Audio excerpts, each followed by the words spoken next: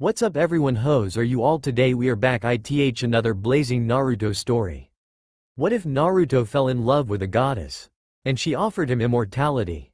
If you enjoy, then please like, share and do comments, and also check the description to original creator of this beautiful creation.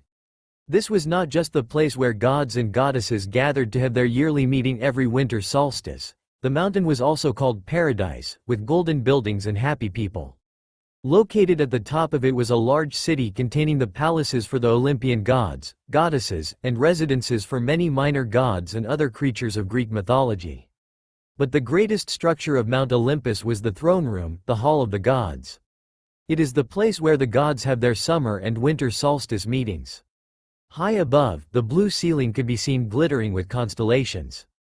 The thrones of the gods stand in a U around the hearth, starting with Zeus and Poseidon's thrones, as they are the most powerful Greek gods.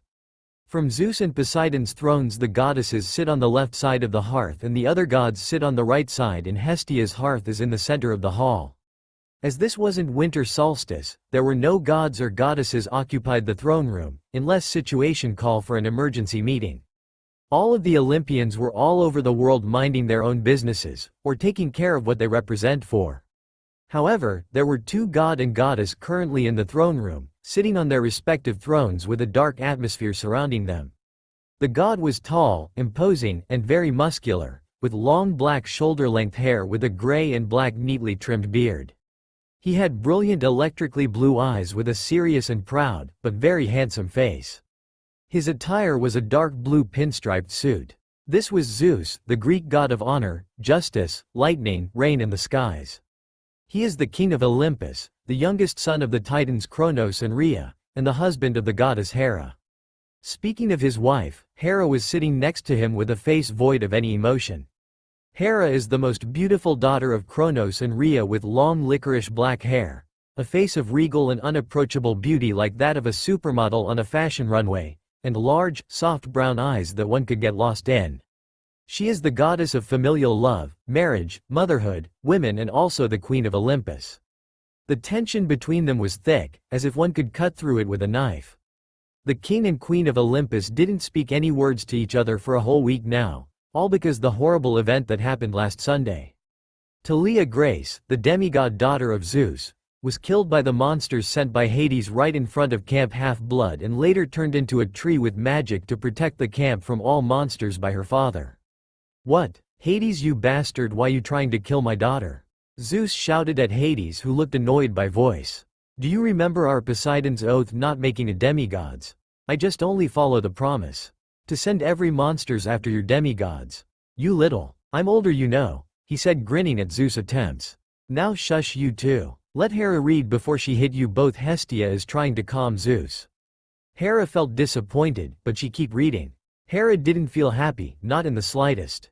It was bad enough that Zeus cheated on her again, her, the goddess of marriage, for a mere mortal woman. But he also turned his daughter with her into a tree to keep her away from Hades after her death. She loves her husband with all her heart, but he could never keep it in his pant and stay loyal to her, like how she always do to him.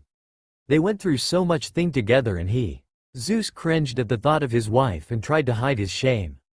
But Hera noticed. "Hera, he said with a low tone. "Don't, save it." She looked away, her face still remained the same. After so many millenniums experienced her husband cheated on her for so many times, she had come to get used to it physically. But unlike her son, Hephaestus, who would more than happy to be divorced with his unfaithful wife, she could never get over it mentally. It hurt so much every time an offspring of him was discovered. "Hera, stop it. I will go back to our palace first." Hera stood up and was about to teleport away, but her husband suddenly grabbed her wrist. "Please wait, Kushina. What? You have built a human body and lived among the mortals?" Athena asked the queen. "Yes, we decided that we should once live and feel like immortals." Hera answered sadly. It was good idea before she got birth. Oh, why she choose this human body? Just how many years had he called her with that name? It was so long ago, the only times she found herself truly happy with him, with the marriage between them. No godly power, nothing to worry about. Just the love between them. "So you wanted a simple family, am I right, sister?" Demeter asked. Hestia feel happy that she is not only want a simple mortal-like family. She looked at Hera and smiled supportingly, which got a surprised look from her. Elemental nations, the place where primordial gods and goddesses created long ago, separated from this world. It was the world where superhuman beings called shinobi lived and worked, using an energy called chakra to make bend the powers of nature to their will and do things only gods and goddesses of this world could do. Only Zeus, Hera and the elder gods as well as the upper-class primordial knew about the place, as it was kept at a top-secret information to the other gods. "Ah, I want go to this place." "Ditto. Not a chance, kids. Only elders go to that world." Zeus thought it might be a good idea if the both of them start thing over again, and Hera thought she could finally living in the world she always dreamed of with her husband at her side. With the help of the Fates and Hecate, goddess of magic, they were able to create an artifact body, able to hide their godly aspect as well as the power. Literary became completely human and reincarnated into elemental nation. The both of them thought it might be a good experience in order to strengthen their relationship. There, Zeus was a boy named Minato Namikaze. His black hair changed to blonde and features changed as well to match the appearance of the people at Elemental Nation, but he kept his brilliant electric blue eyes. Helper summoned an image of Zeus' mortal look. Aphrodite slightly drooled at the image. Hera masked herself with the name Kushina Uzumaki. Her appearance also changed, but Hera still kept her fiery nature, which scared the hell out of Zeus, Minato. Then he turned image a Kushina look. "Oh my, Hera, you outdid yourself. That's right, sister. You look good. You have eat a good cereal from their world." Everyone rolled their eyes at the Demeter comment. Hades just snorted at her, which Demeter sent him a glare. They had so much fun time together. Since Zeus was also the god of drama, he was so into his character that Hera couldn't help but more into Kushina as well. "Oh, order. Zeus can't make his wife happy even in mortal form." Poseidon laughed. "Zeus only growl. Get your hand of me," she said coldly, "and don't you dare call me with that name again, Zeus." Everything came with a price. The Fates had warned them about it, but the two couldn't aware of what would happen there. They had a son there. His name was Naruto. A smile brought to their face when they remembered when he was in womb. They were so happy. He was no god, just a boy who Hera bared and birthed in the traditional way. The first time in her life, she felt so much praise from her child. He was so perfect to her and Zeus. What? But how he would become a prince? To take a title need he should be a god. Athena quickly began to think to find answer of book's title. But everything was ruined the same night, just because she chose to be Kushina Uzumaki. "Hera, please, I'm sorry," Zeus said, also standing up. "I can't just let Talia like that fall into the hand of my brother. Then you shouldn't bring her to this world in the first place, Zeus." Hera turned around, her beautiful brown eyes radiating with power. "It was all your fault, your fault." She raised her voice a little. "I know. If it not for you, nothing is going to happen. If it not for you, I wouldn't be hated by most of the Olympians, thinking that I am nothing more than a demigod's hater." She pushed him with each words. But Zeus just stood there, listened to her every words.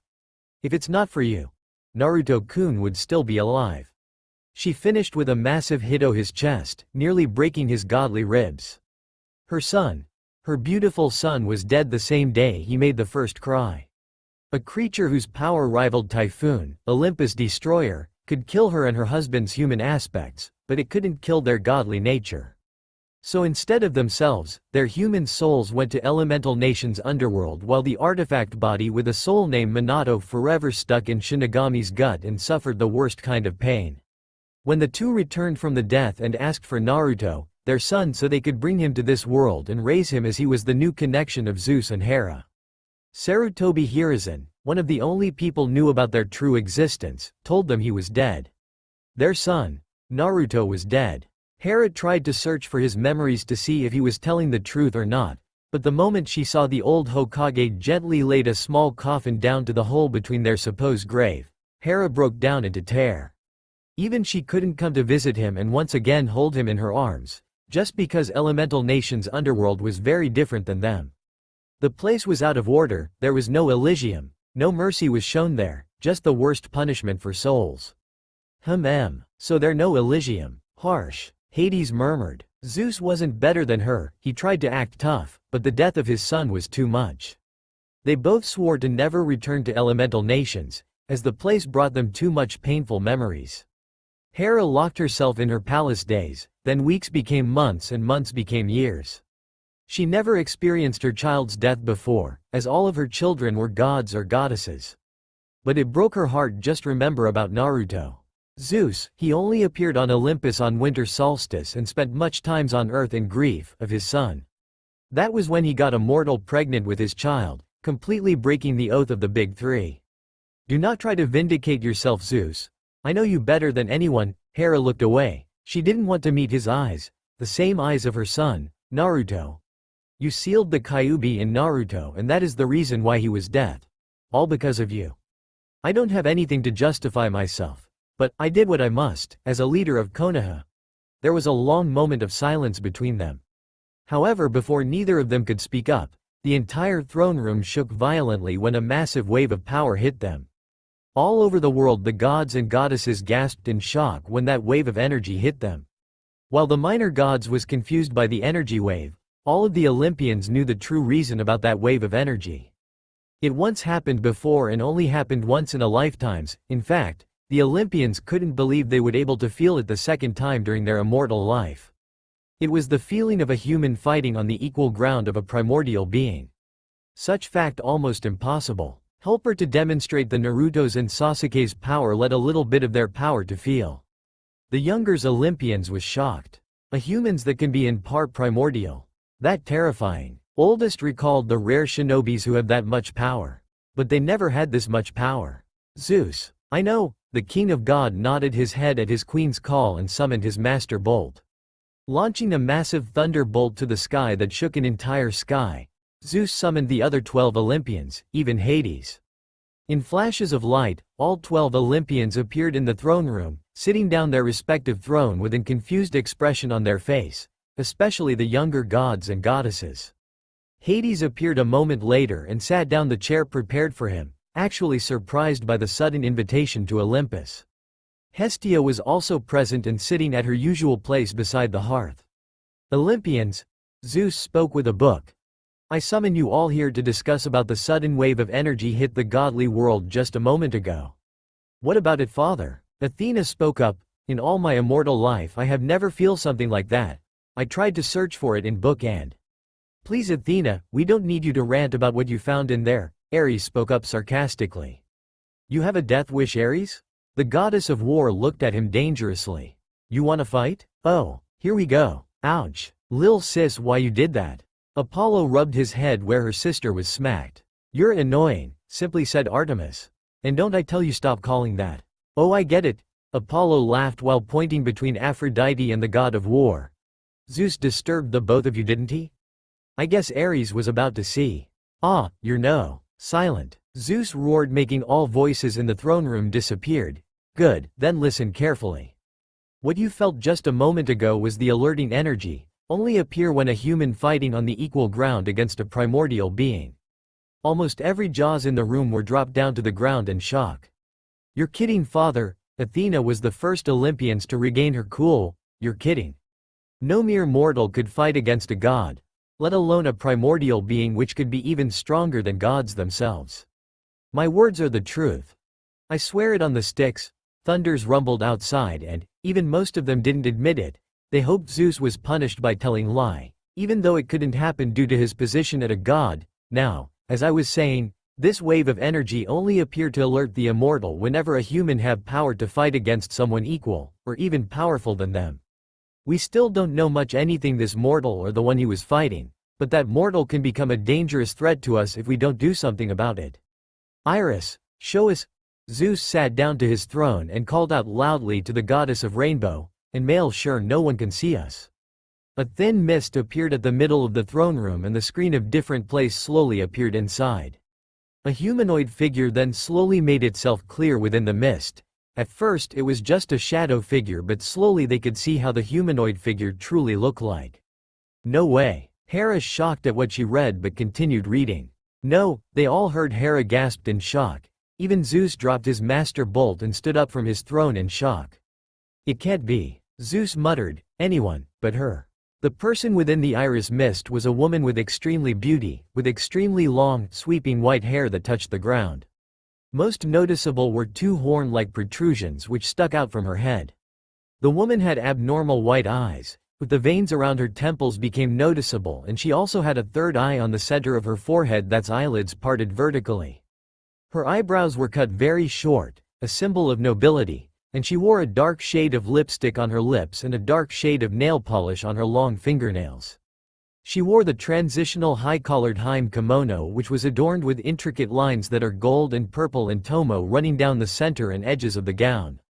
What a hottie! Ouch! Apollo was impaled by silver arrow in thigh dangerously close to his crotch. Sis, why did that? Really? The only thing you thought, Apollo? You are hopeless. Kaguya Otsutsuki, Zeus muttered in absolute horror.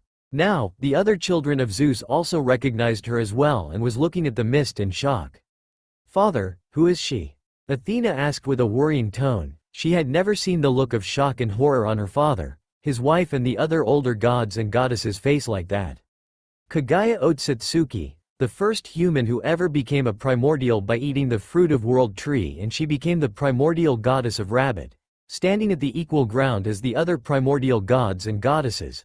Poseidon informed them, making all widened their eyes in shock, even the fighting-loving war god like Ares.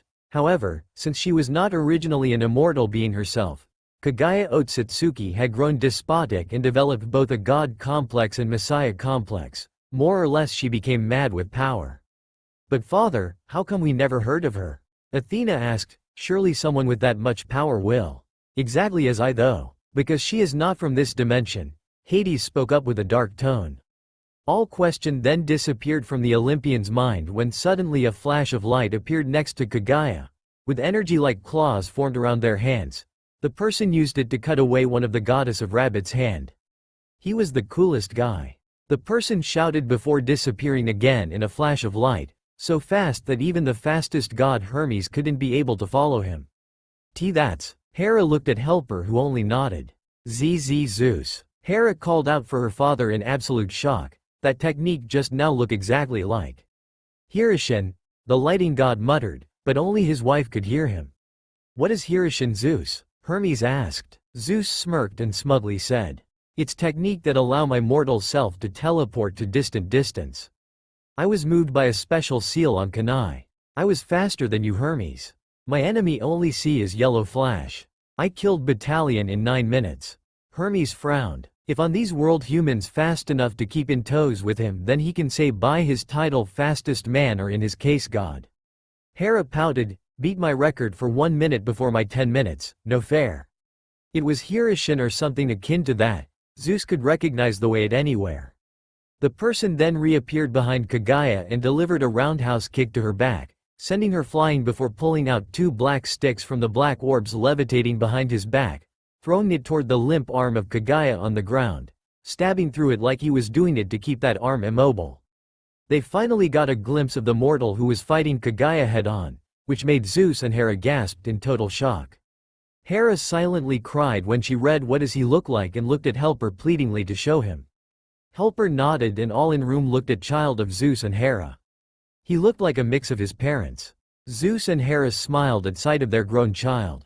Their perfect child. Aphrodite licked her lips, already planning a welcome plan where she tries seduce him. Artemis scoffed and looked away. Helper then kept image in 2 minutes and let it disappear. Hera thankfully nodded at him and kept reading.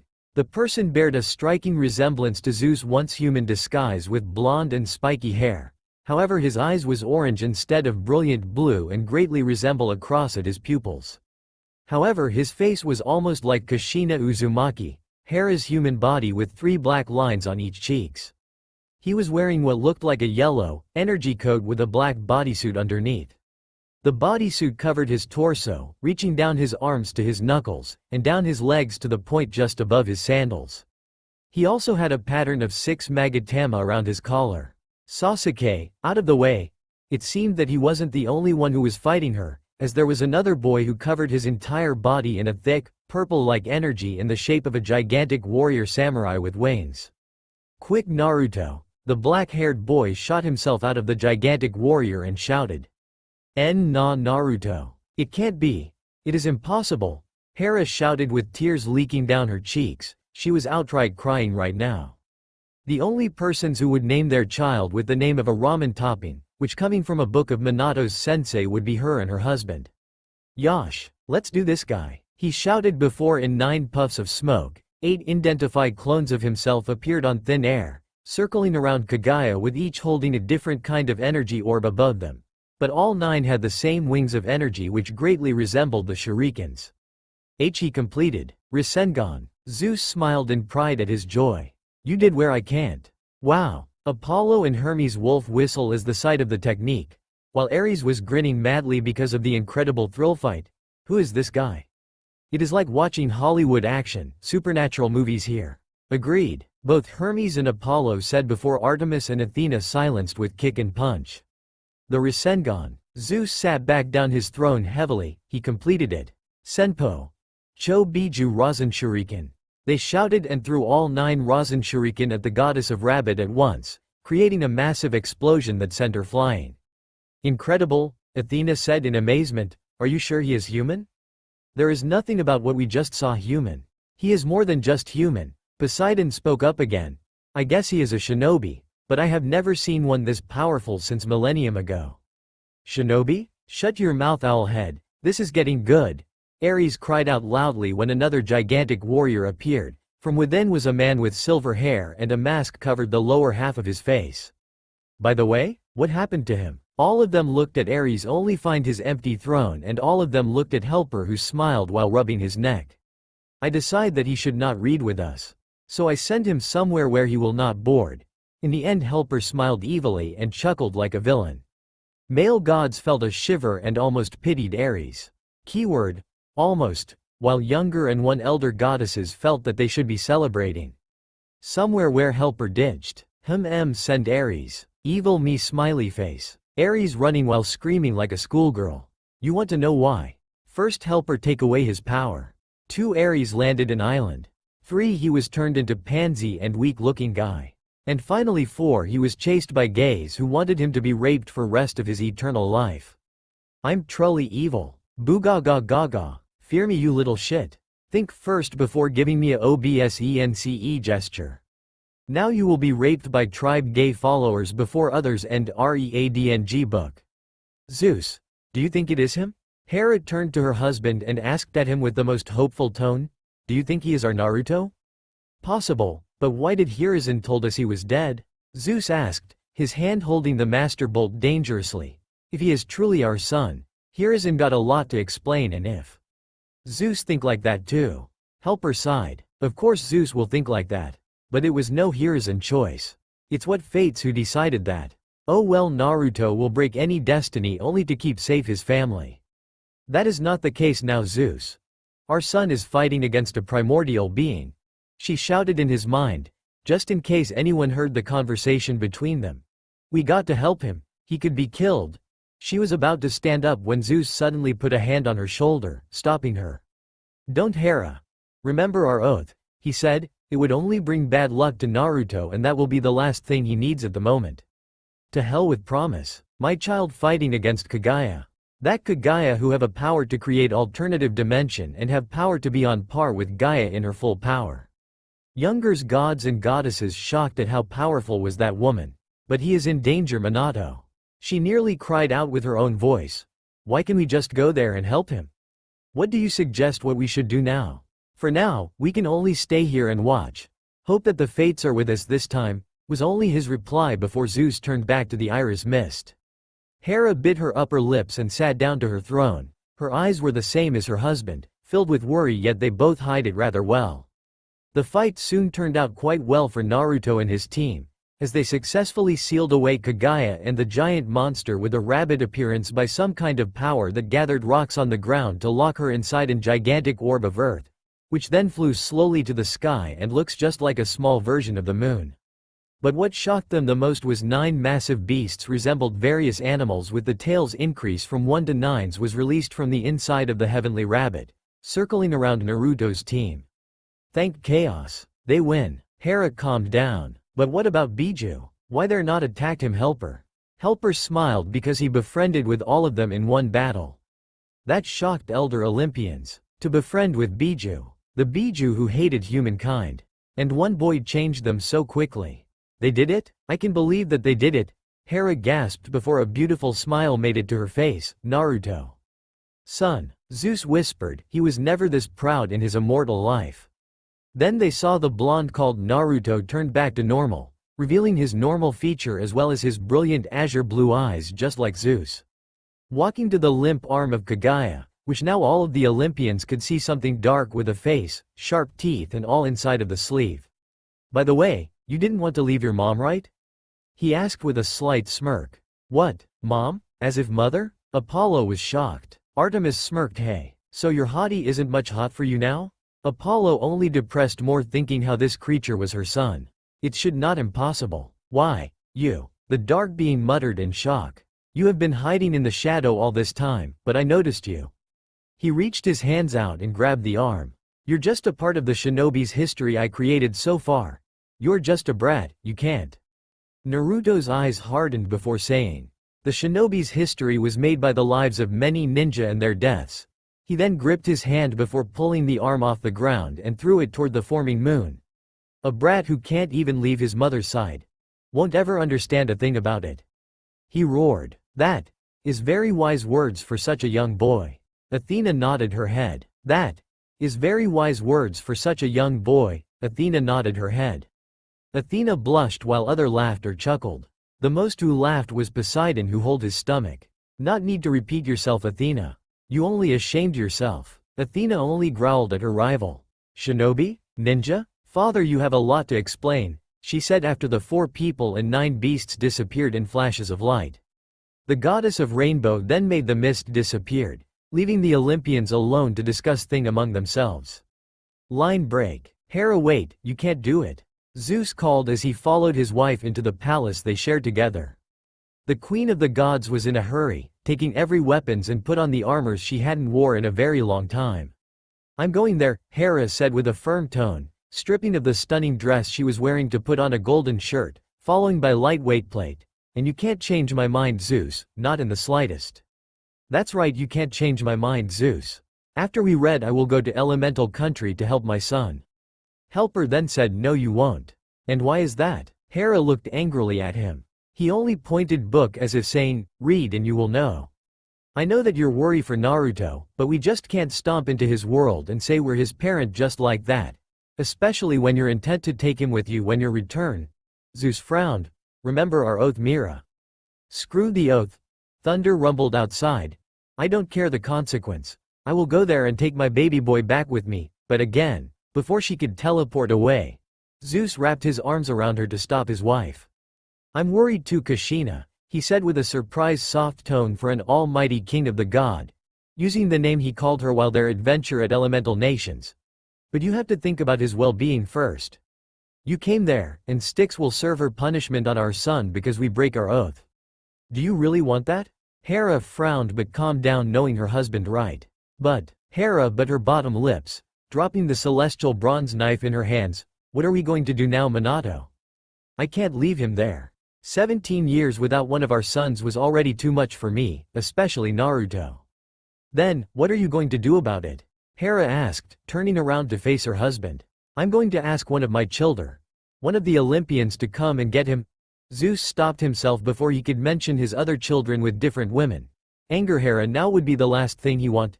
Maybe Athena or Artemis, because they are the most suitable for the job.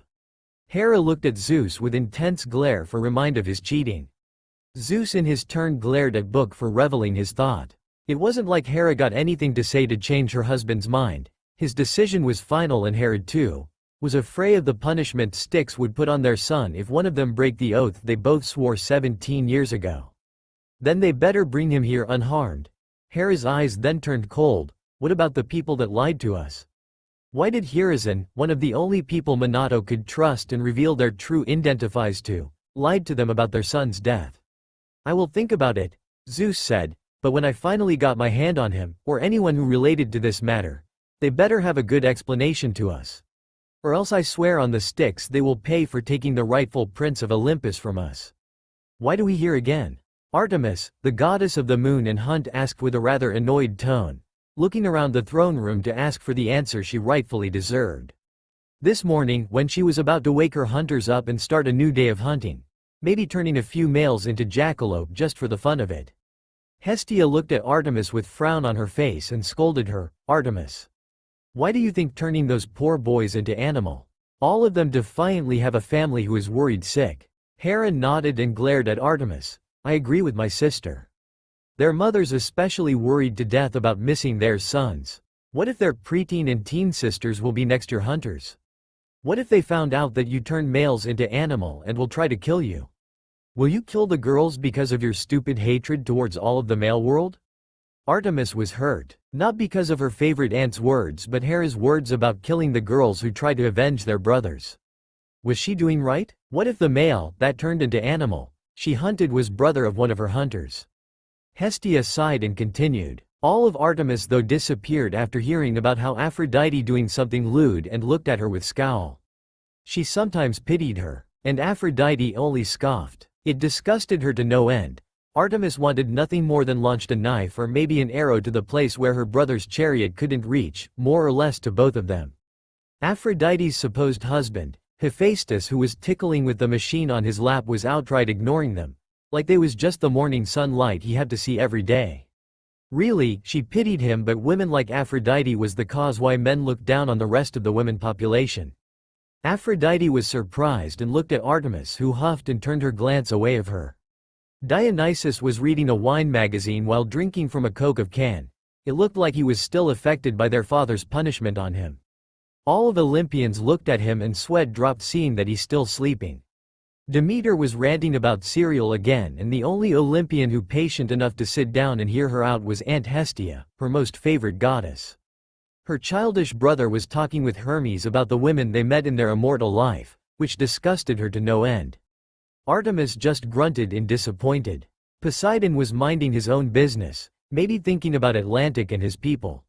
Surprisingly, Hades was also present here with them and was sitting on his usual spot, closing his eyes and thinking about what for all she cared.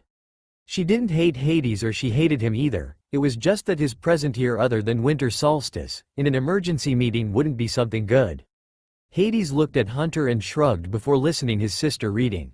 The only Olympians she was comfortable with was Athena, since the both of them share many things in common, but currently the goddess of wisdom was reading a book she took from the Library of Gods, which definitely about elemental nations.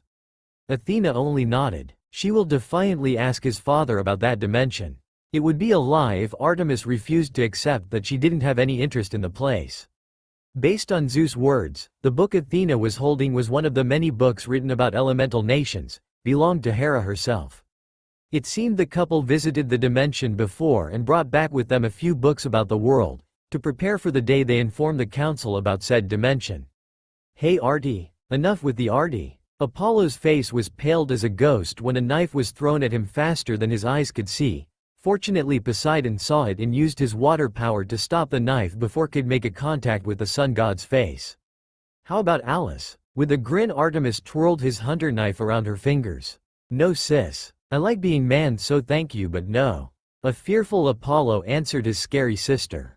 Well Artemis, try not to murder your brother next time, Poseidon said with an amused chuckle, making the tentacle of water carry the hunting knife back to Artemis. Thanks for save Uncle P, said relieved Apollo. What do you want, Apollo? Artemis asked, taking back her knife and strapped it to her waist again. Do you know why we are all here again? How should I know? And why do you think that I know? Well, you're always Pop favorite, so I thought he has a reason for calling us here. So true, Dionysus said. Artemis only glared at him and scoffed. Like you, I got better thing to do. She thought about her hunters. Her lieutenant Zoe would keep everything in place for her, but what if monsters attacked them? Maybe it was too paranoid of her to think something like that, but years of hunting with the hunt Artemis had come to realize maybe a little paranoid would prevent heartbreaking loss from within her girls. Maybe with years and years like this she would soon turn out just like Zeus. Bah, a female Zeus? Oh that rich, Poseidon laughed at them. Zeus and Artemis only growled. Speaking out the king of God, the royal couple of Olympus appeared in the middle of the throne room in a lightning bolt, struck down to the ground in front of them, and front there Zeus and Hera stepped out. The queen looked a little distracted. Her perfect beauty that could even rival Aphrodite herself was totally ruined with blood spots underneath her eyes. Her hair was a mess and her white dress was messy and taken carelessly. Whoa, I don't know what to say anymore. Aphrodite got back to her throne and fixed herself, looking at the Queen of God with pitiful eyes. "You're a mess, Hera."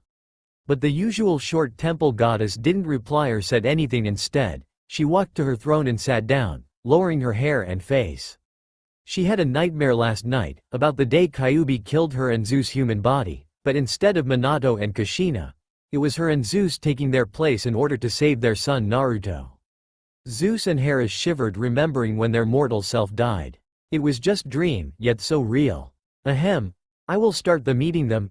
Zeus spoke loudly with his usual booming and powerful tone after clearing his throat. "It's about the boy we see last night, the boy named Naruto." "What about him?" Ares spoke up without thinking. "Why do we have to be here for just a blondie with ridiculous whisker cheeks?" Because Ares, he is, for once, the prideful king of gods, was lost for words. He couldn't just state Naruto is his son just like Ares. "Because he is your little brother, you damn warmonger." Hera roared, making Ares and the rest of the council flinched under her sudden outbreak.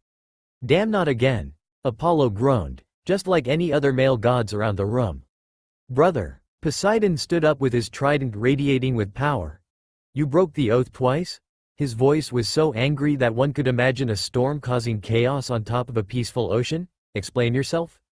"Not another demigod," Hades groaned. But he was also angry, very angry. "Do you have any words before I tell the monsters to hunt him down?" The whole council broke out in argument.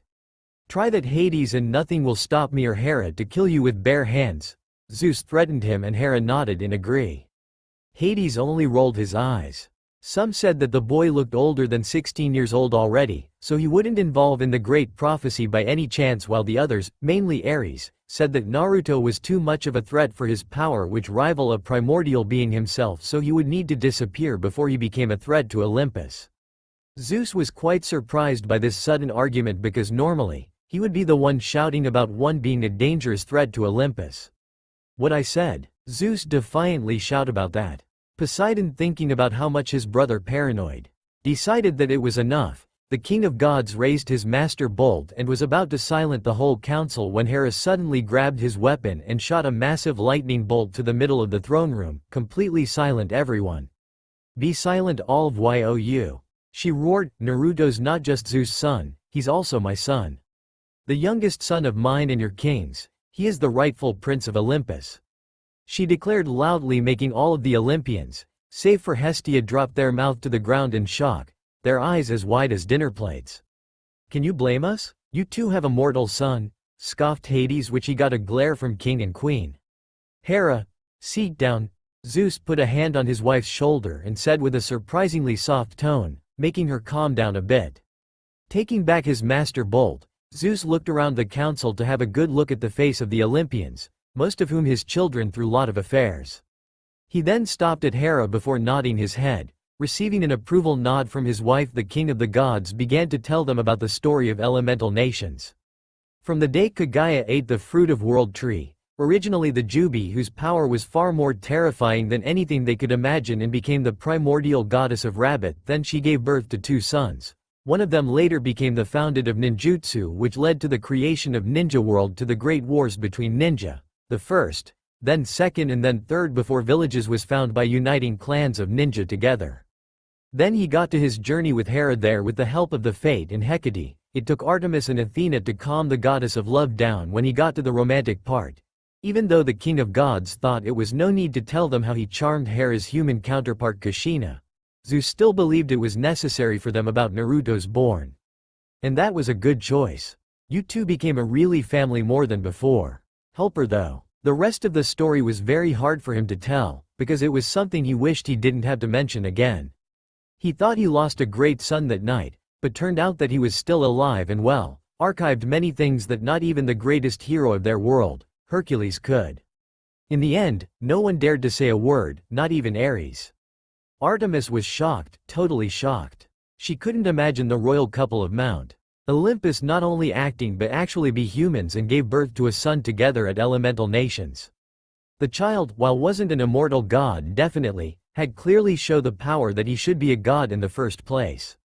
Artemis still knew very little about the power of these shinobi, but she was sure that kind of power couldn't be found on someone else. And Prince? Why would they call him Prince? While he might be the youngest and all of Zeus and Hera's son were abnormal, wouldn't that make him another abnormal? After all, prince or not, he is male. You're a going to thin ice Artemis. Try hurt my son and I will curse you and your hunters for eternally.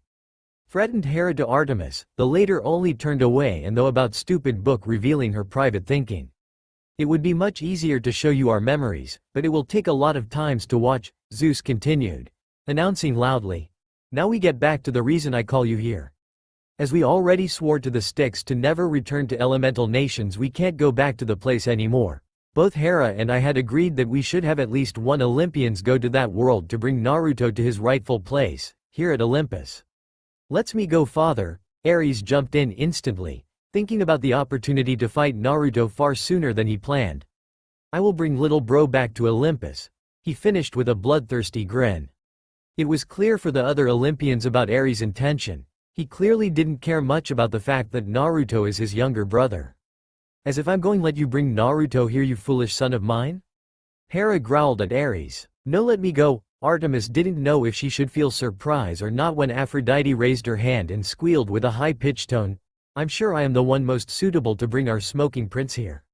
Maybe Aphrodite actually cared about bringing Naruto here, but with a different reason. Of course I care, you stupid deer sniffer. It's our prince and he should know us, especially me. Aphrodite said with scowl. I'm glad that there are so many volunteers, Ares said blankly, not impressed in the slightest when those two were the first to volunteer themselves for the job. He had seen it coming even before the meeting, but last night, we had decided the most suitable ones for this mission. Perfect, Artemis thought to herself. It looks like the meeting is going to end soon, she could finally. Athena and Artemis, please come forward. What was all Artemis could say? What was all Artemis could say when her father called for her name?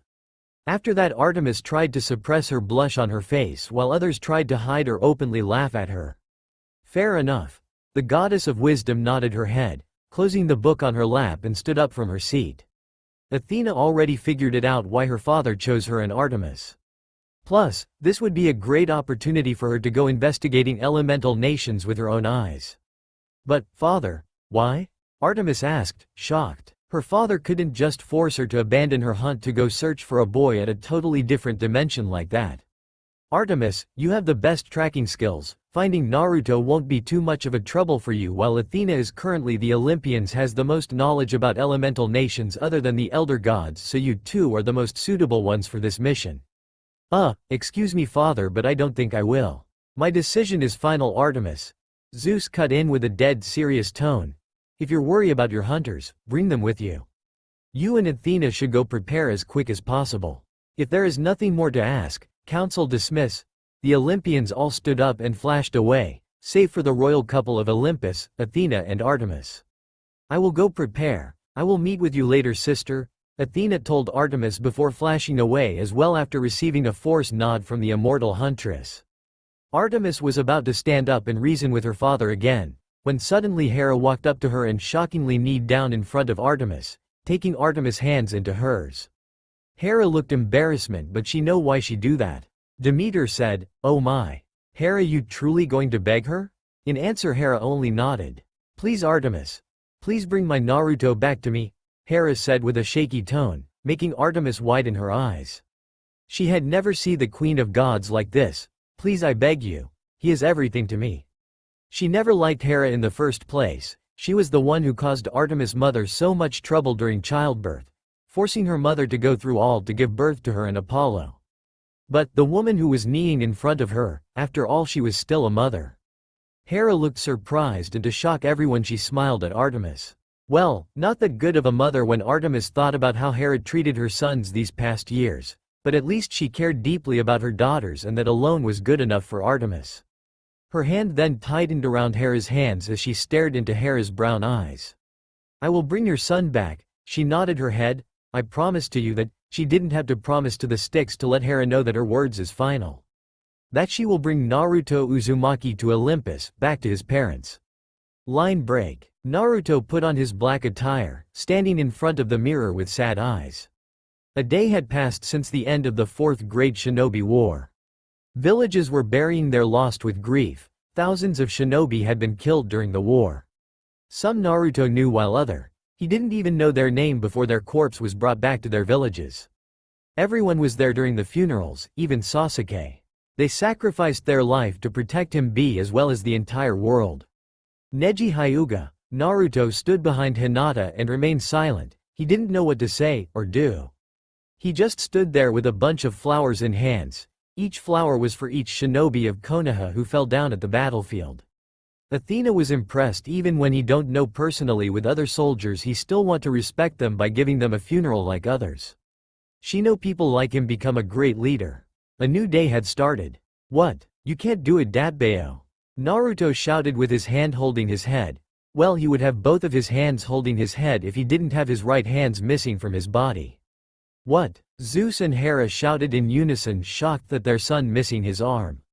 How did that happen? Helper decided to answer their question. He lost his arm at fight between his best friend Uchiha Sasuke, who decided to kill Gokage while Kage's was under genjutsu.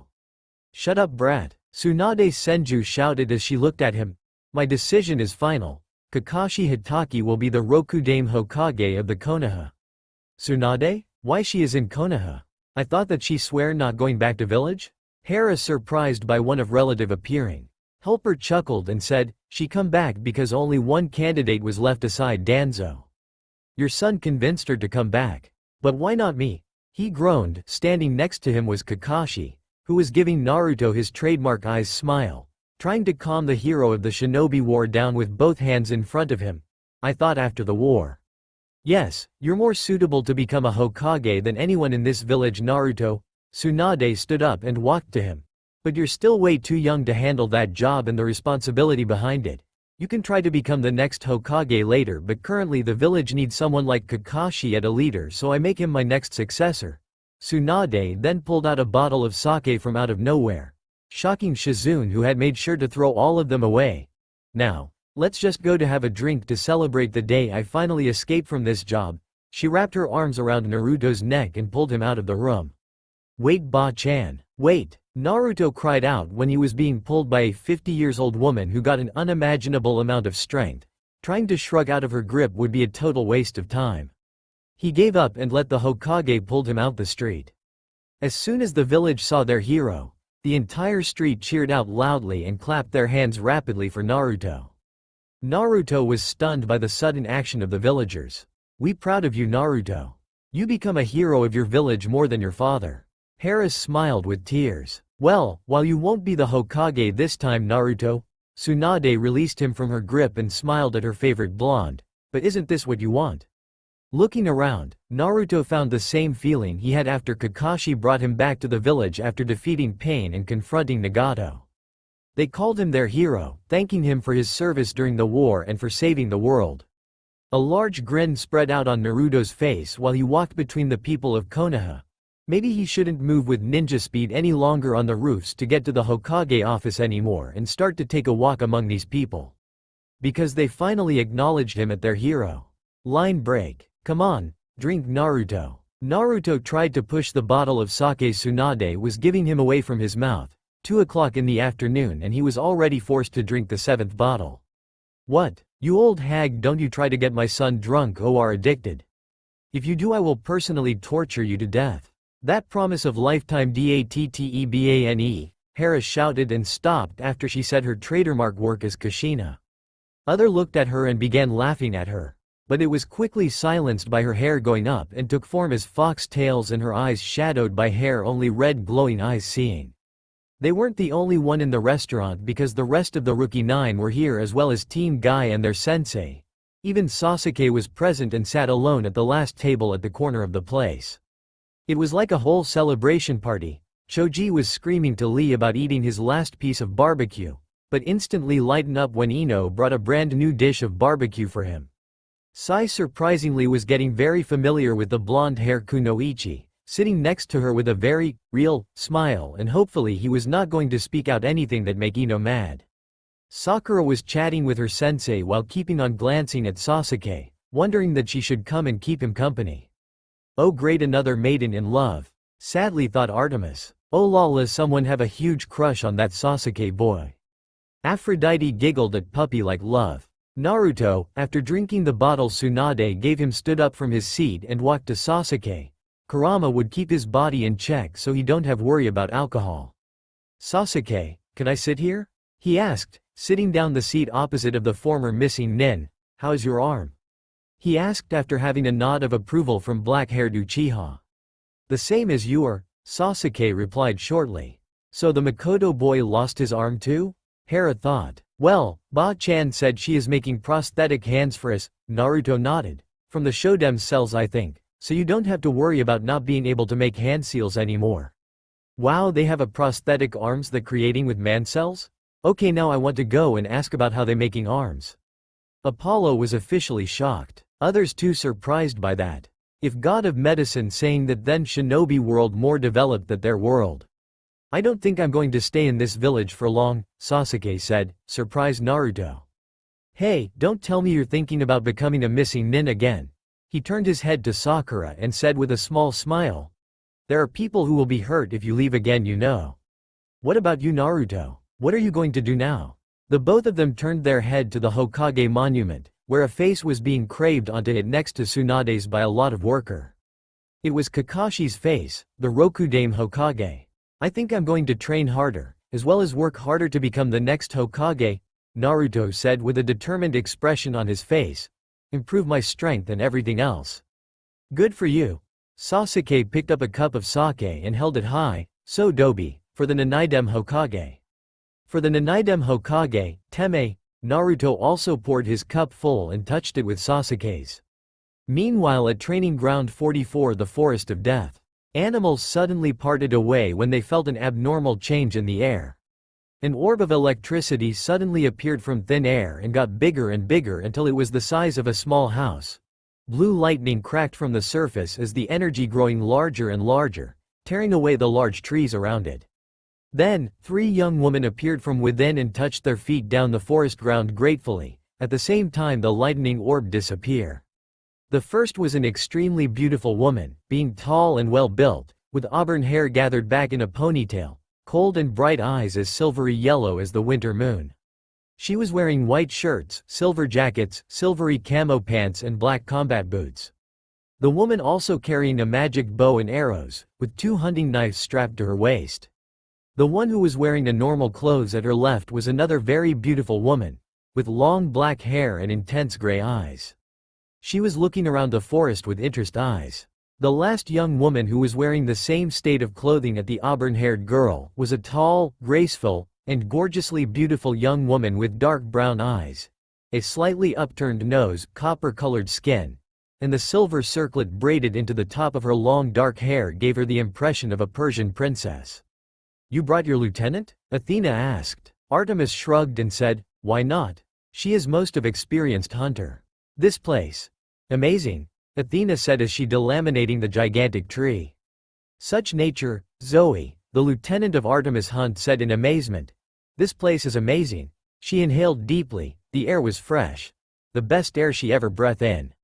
While the hunt was staying at her palace at Camp Half-Blood, much to their shock and disappointment as well as disgust, Athena decided that it was best taking one more huntress with her, just in case they couldn't find Naruto where he should be, so Artemis decided to bring Zoe, her closest and best huntress, with them. Artemis was lost for words. She could feel a very powerful force of nature at this place from this forest alone. And it was as powerful as Earth's nature before mortal invent machines that slowly pollute the environment. Well, Hashirama-sama created that forest with his own energy. No wonder that after many years the forest become more. Zeus said, perking Demeter interest. Mortal who can create such a forest always in her good list. Maybe going to that world is not such a bad idea. Artemis thought. So, how do we get out of here? Artemis asked. Why can Father teleport us directly to this Konoha place? This is the Forest of Death, Training Ground 44 of Konoha, Athena informed before walking ahead of them. Snapping her fingers she brought out a map of Konoha, which her father sent it to her this morning. We go this way to get to the village before heading to Father and Hera's old home, hoping that Naruto Uzumaki is there. Lady Artemis, the boy we are searching for. Don't ask anything, Zoe, let's get this over with. The goddesses and huntress walked in silent for the rest of the journey out of the Forest of Death. During the walk, They had an unpleasant encounter with a giant centipede, but it was taken down by Artemis and Zoe before it could do anything. They also had met with a lot of other gigantic creatures such as tigers, leeks and even various kind of birds. Artemis, as a goddess of nature, quickly befriended them. Clearly these creatures were far more friendly than that centipede. When the village came into view, Athena stopped them and spoke up. "Be careful when you go into the village. Our world is much more advanced than elemental nations." Artemis and Zoe nodded their head. "I know that you two are more than capable of taking care of yourselves. But we must try to stay away from trouble as much as possible, especially unwanted encounter with the shinobi. Some of them can do feats that even the strongest demigods could not hope to compare." As soon as they stepped into the village, the group of goddesses and huntress got a lot of attention from the villager because it wasn't every day they got women as beautiful as they are walking in the village. However, as soon as the first male leered at them with lustful eyes, he was sent running because of Artemis' killing intent and murderous eyes, which was far more terrifying than anything he had seen in his life. Soon a lot of males followed his example and none of them dared to approach the group, as Zoe was twitching her hunting knife in her hands dangerously. "Perverts everywhere, sis," Apollo said. "So idiots too. Why you keep multiplying?" in rhetorical question asked Artemis. Apollo gained hurt look and pouted. Why she so mean? However, what they didn't know was that Zeus totally forgot to mention them about the downside of entering the village without being detected by the barrier around the village. "We got company," Zoe and Artemis said at the same time. Before any of them could take one more step toward the Namikaze mansion, a ninja wearing a bird mask suddenly appeared in front of them and two more appeared behind them, wearing an attire consisted of black clothing, a gray flak jacket, metal arm guards and gloves, ninja sandals with spike, 3 ninja pouches on their back waist, a signature spiral tattoo on their shoulder and sword on their back.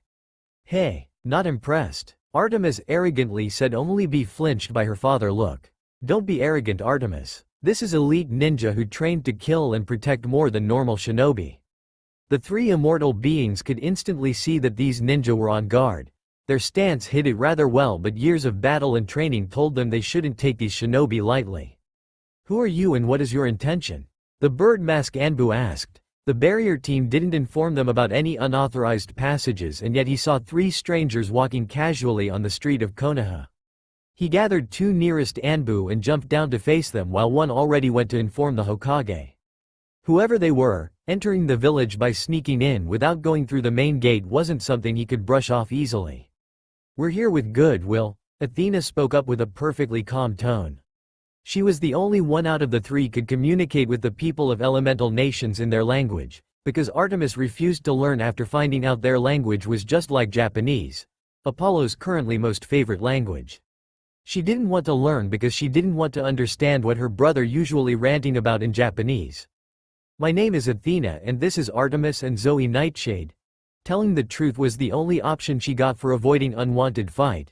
"We're friends of Minato Namikaze and Kushina Uzumaki, your Yondaime Hokage and his wife."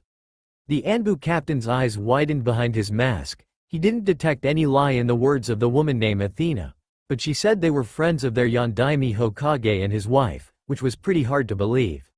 While these women weren't appeared to be kunoichi from any villages, he couldn't risk lowering down his guard, especially when 2 of them looked like a well-trained warrior, carrying bow and arrows as well as the biggest kind of hunting knife he ever saw.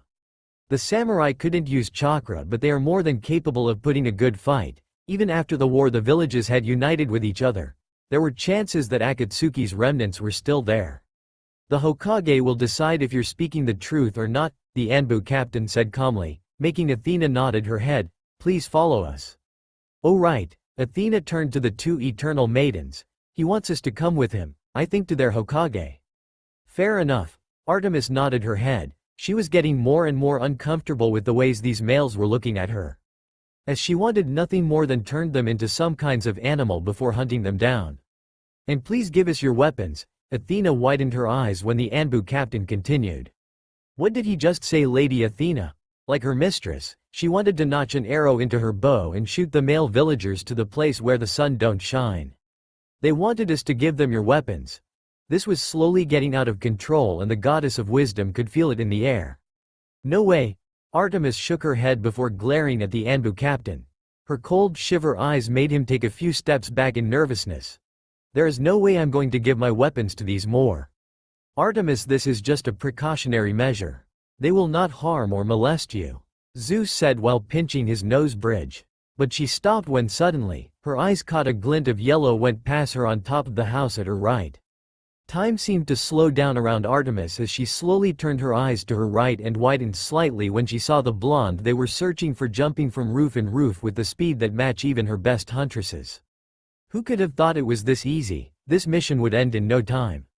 Artemis, wait, Athena called when suddenly the goddess of the hunt turned around and stomped her foot on the ground, launching herself so high onto the nearest roof that completely shocked the villagers as well as the Anbu.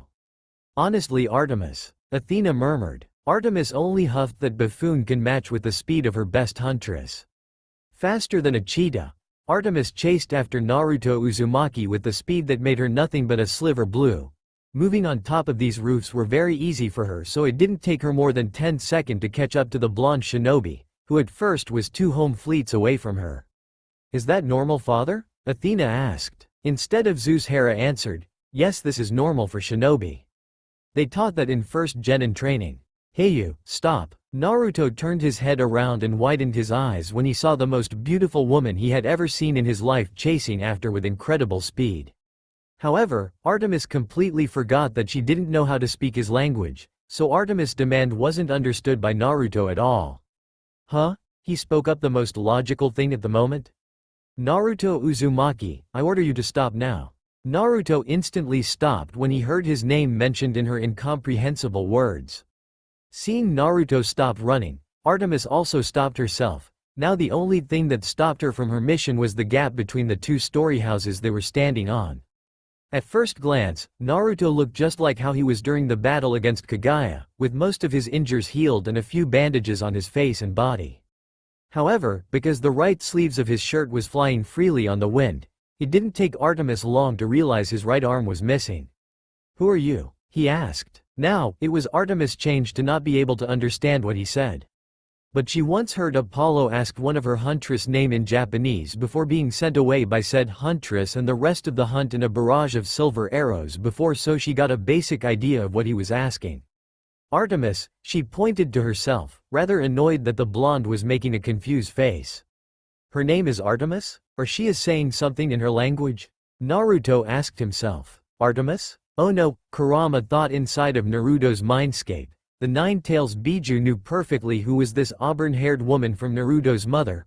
I know that sooner or later they will find out and send one of the Olympians here, but her? Wait, is that Kyuubi names? How can that Biju have name? Hera shouted. Helper only shrugged. Naruto? Kurama decided to speak up. I sagely advise you not to anger that woman in any way. Huh? Why? You know her, Kurama? Naruto asked, looking at the gigantic nine-tails fox in his mindscape. Her name is Artemis, right?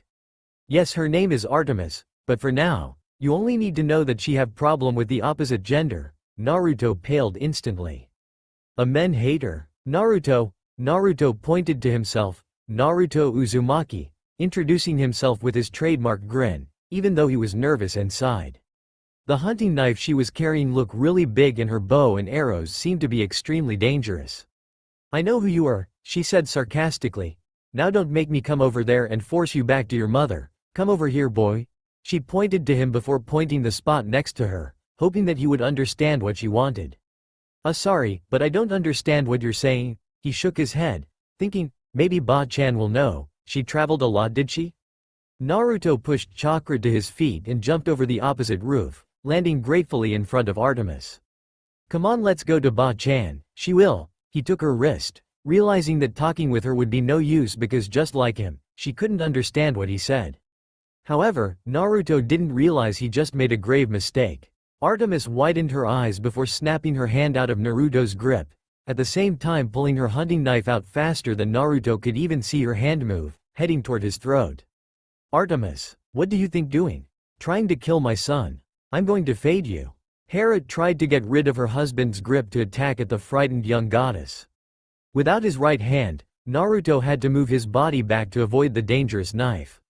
Naruto didn't bring any weapons with him today, so blocking that sharp knife would be out of question. Shit, he cried. What the hell are you doing? I told you Naruto, she has problem with male, Kurama groaned. You didn't make the situation any better for me. Without one of his hand and the smallest piece of weapon with him, Naruto had no choice but. How dare you touch me? Artemis roared, this male just touched her. How dare he? She was the proud goddess of the moon and hunt. How could a boy, a son of Zeus and Hera no less just come and touch her casually like that? Artemis pulled out her other hunting knife and attacked him with both of her weapons.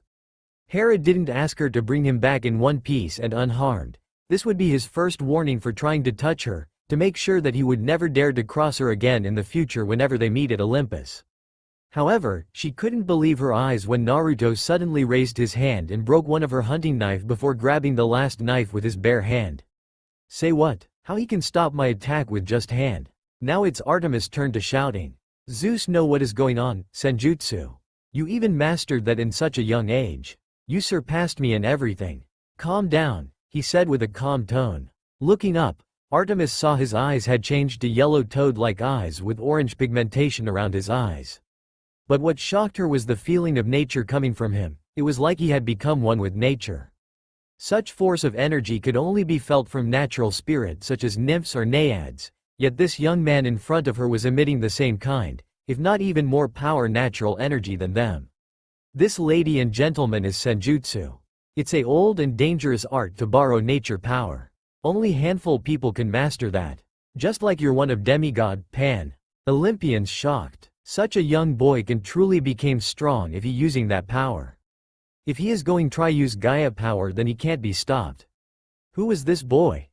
Artemis, right? He asked. Hand was still gripping her knife? Hello? Artemis blinked once, then twice before realizing that she had spaced out the whole minute. Raising her legs she kicked his gut hard, sending Naruto flying with unimaginable force. Putting her hunting knife back to the sheath, Artemis took a bow and notched 3 arrows and just stopped for a millisecond to aim before shooting them with the speed faster than any ninja could throw their kunai or shuriken. Or should she say in her world's language, faster than a machine gun. Oh shit, Naruto cried out before using his leg to catch one of the arrow heading to his crotch, using his hand to catch another aim for his heart and his teeth to catch the last one aimed for his head.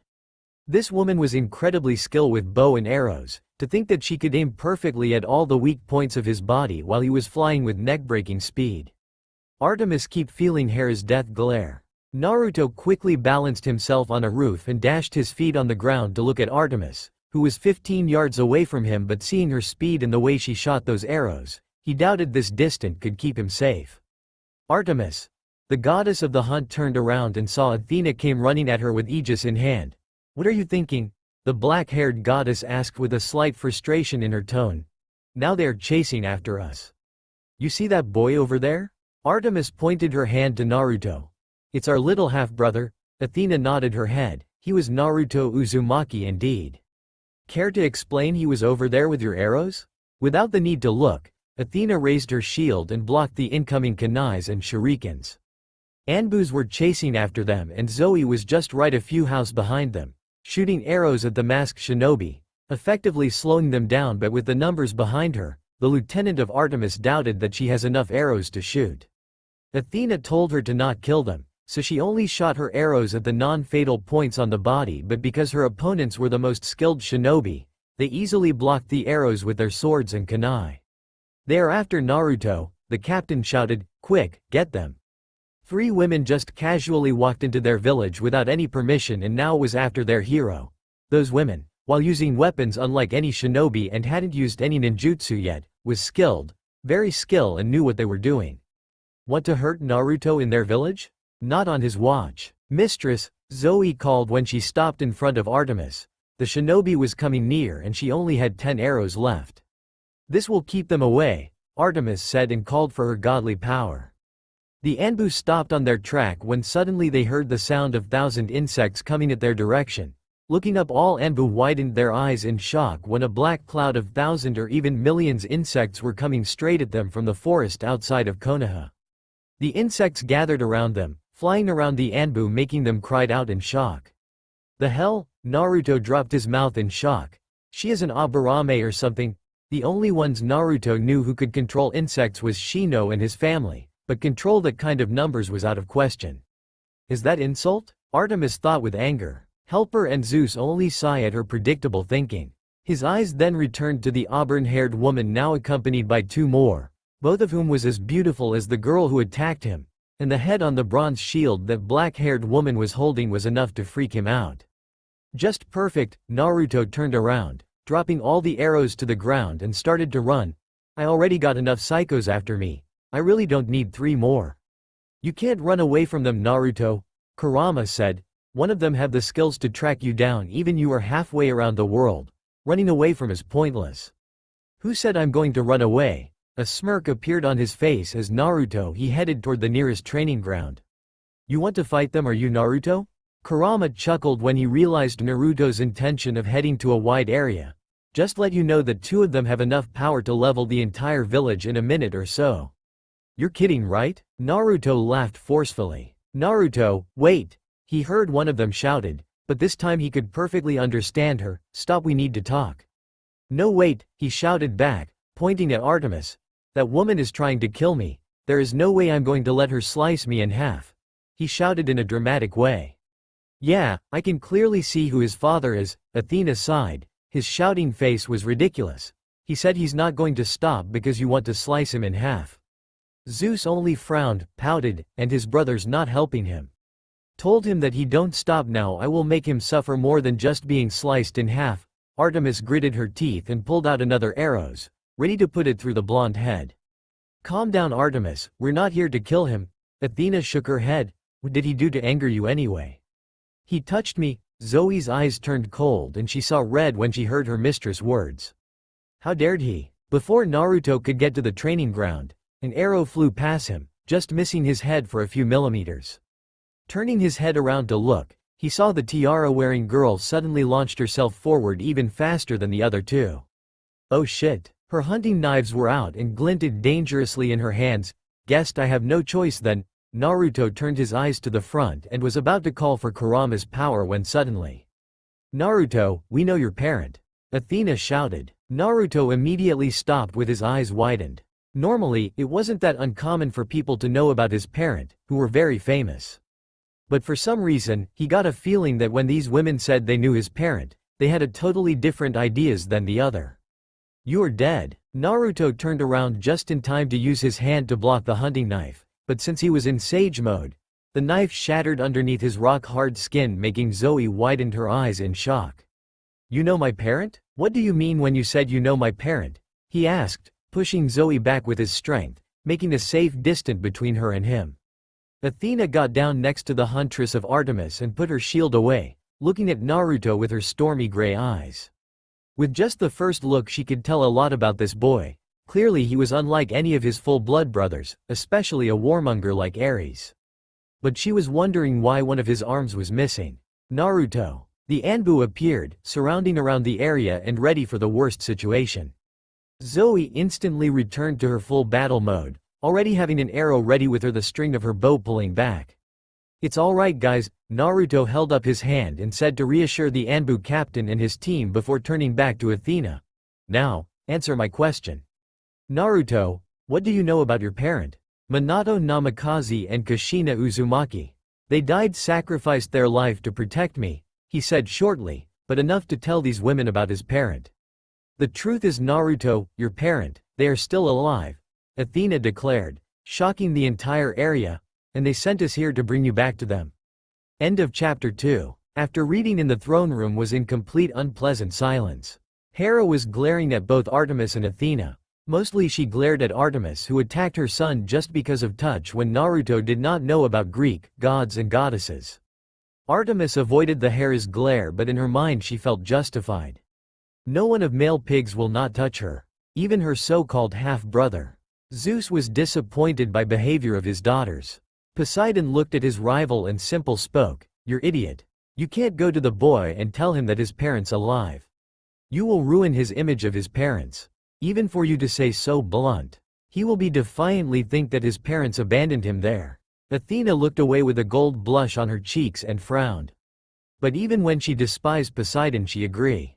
The boy is barely 18, and even if he went through a lot, it can break his mind. She hoped Naruto will listen her about third Hokage lied to his parents about his death. Hestia, seeing that situation is heating up, decided that she'd distract them all with a question to help her what happened to his arm and his friend's arm, and luckily it distracted all and gained their attention. Helper spoke, yes, about that. After sealing rabbit goddesses, Apollo let a chuckle before silenced by Artemis. You all know why he chuckled. Sasuke declared that he will bring a new era by killing A5 cage and sealing forever all of Biju. And Sasuke said the only man who can stop his revolution was Naruto, his last connection to his past. Naruto challenged him at the Valley of the End and fought with him. And I think that you will see that on TV. Hera and Zeus remembered that in chapter beginning Naruto lacked his right arm. They hoped that Naruto was not injured. Okay, now if you excuse me I will summon Ares, with amusement spoke Helper.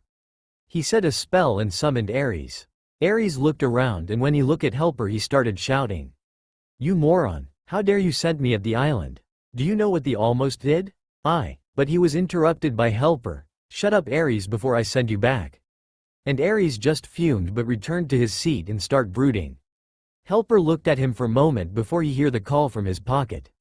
He answered and listened for a minute before nodding and ending call. Okay, you all want to know how they lose arms. Am I right? He was responded with several nods. Satisfied he pulled from his bag the DVD disc. After that he went to suddenly appeared out of nowhere TV and put disc into video player. Then he returned to his seat and turned on the TV. Zeus and Hera worried if their son almost died or worst killed by his so-called former teammate. Ares just want to see fight. And the rest is curious about what happened with them. TV watching. In the Valley of the End Sasuke and Naruto fighting after sealing Kagaya, where Sasuke suddenly imprisoned tailed beasts with Chibaku Tensai and putting Sakura in Genjutsu and announced about his revolution plan where he will be only Kage and will rule Shinobi world. Naruto run with Sasuke to their place to fight.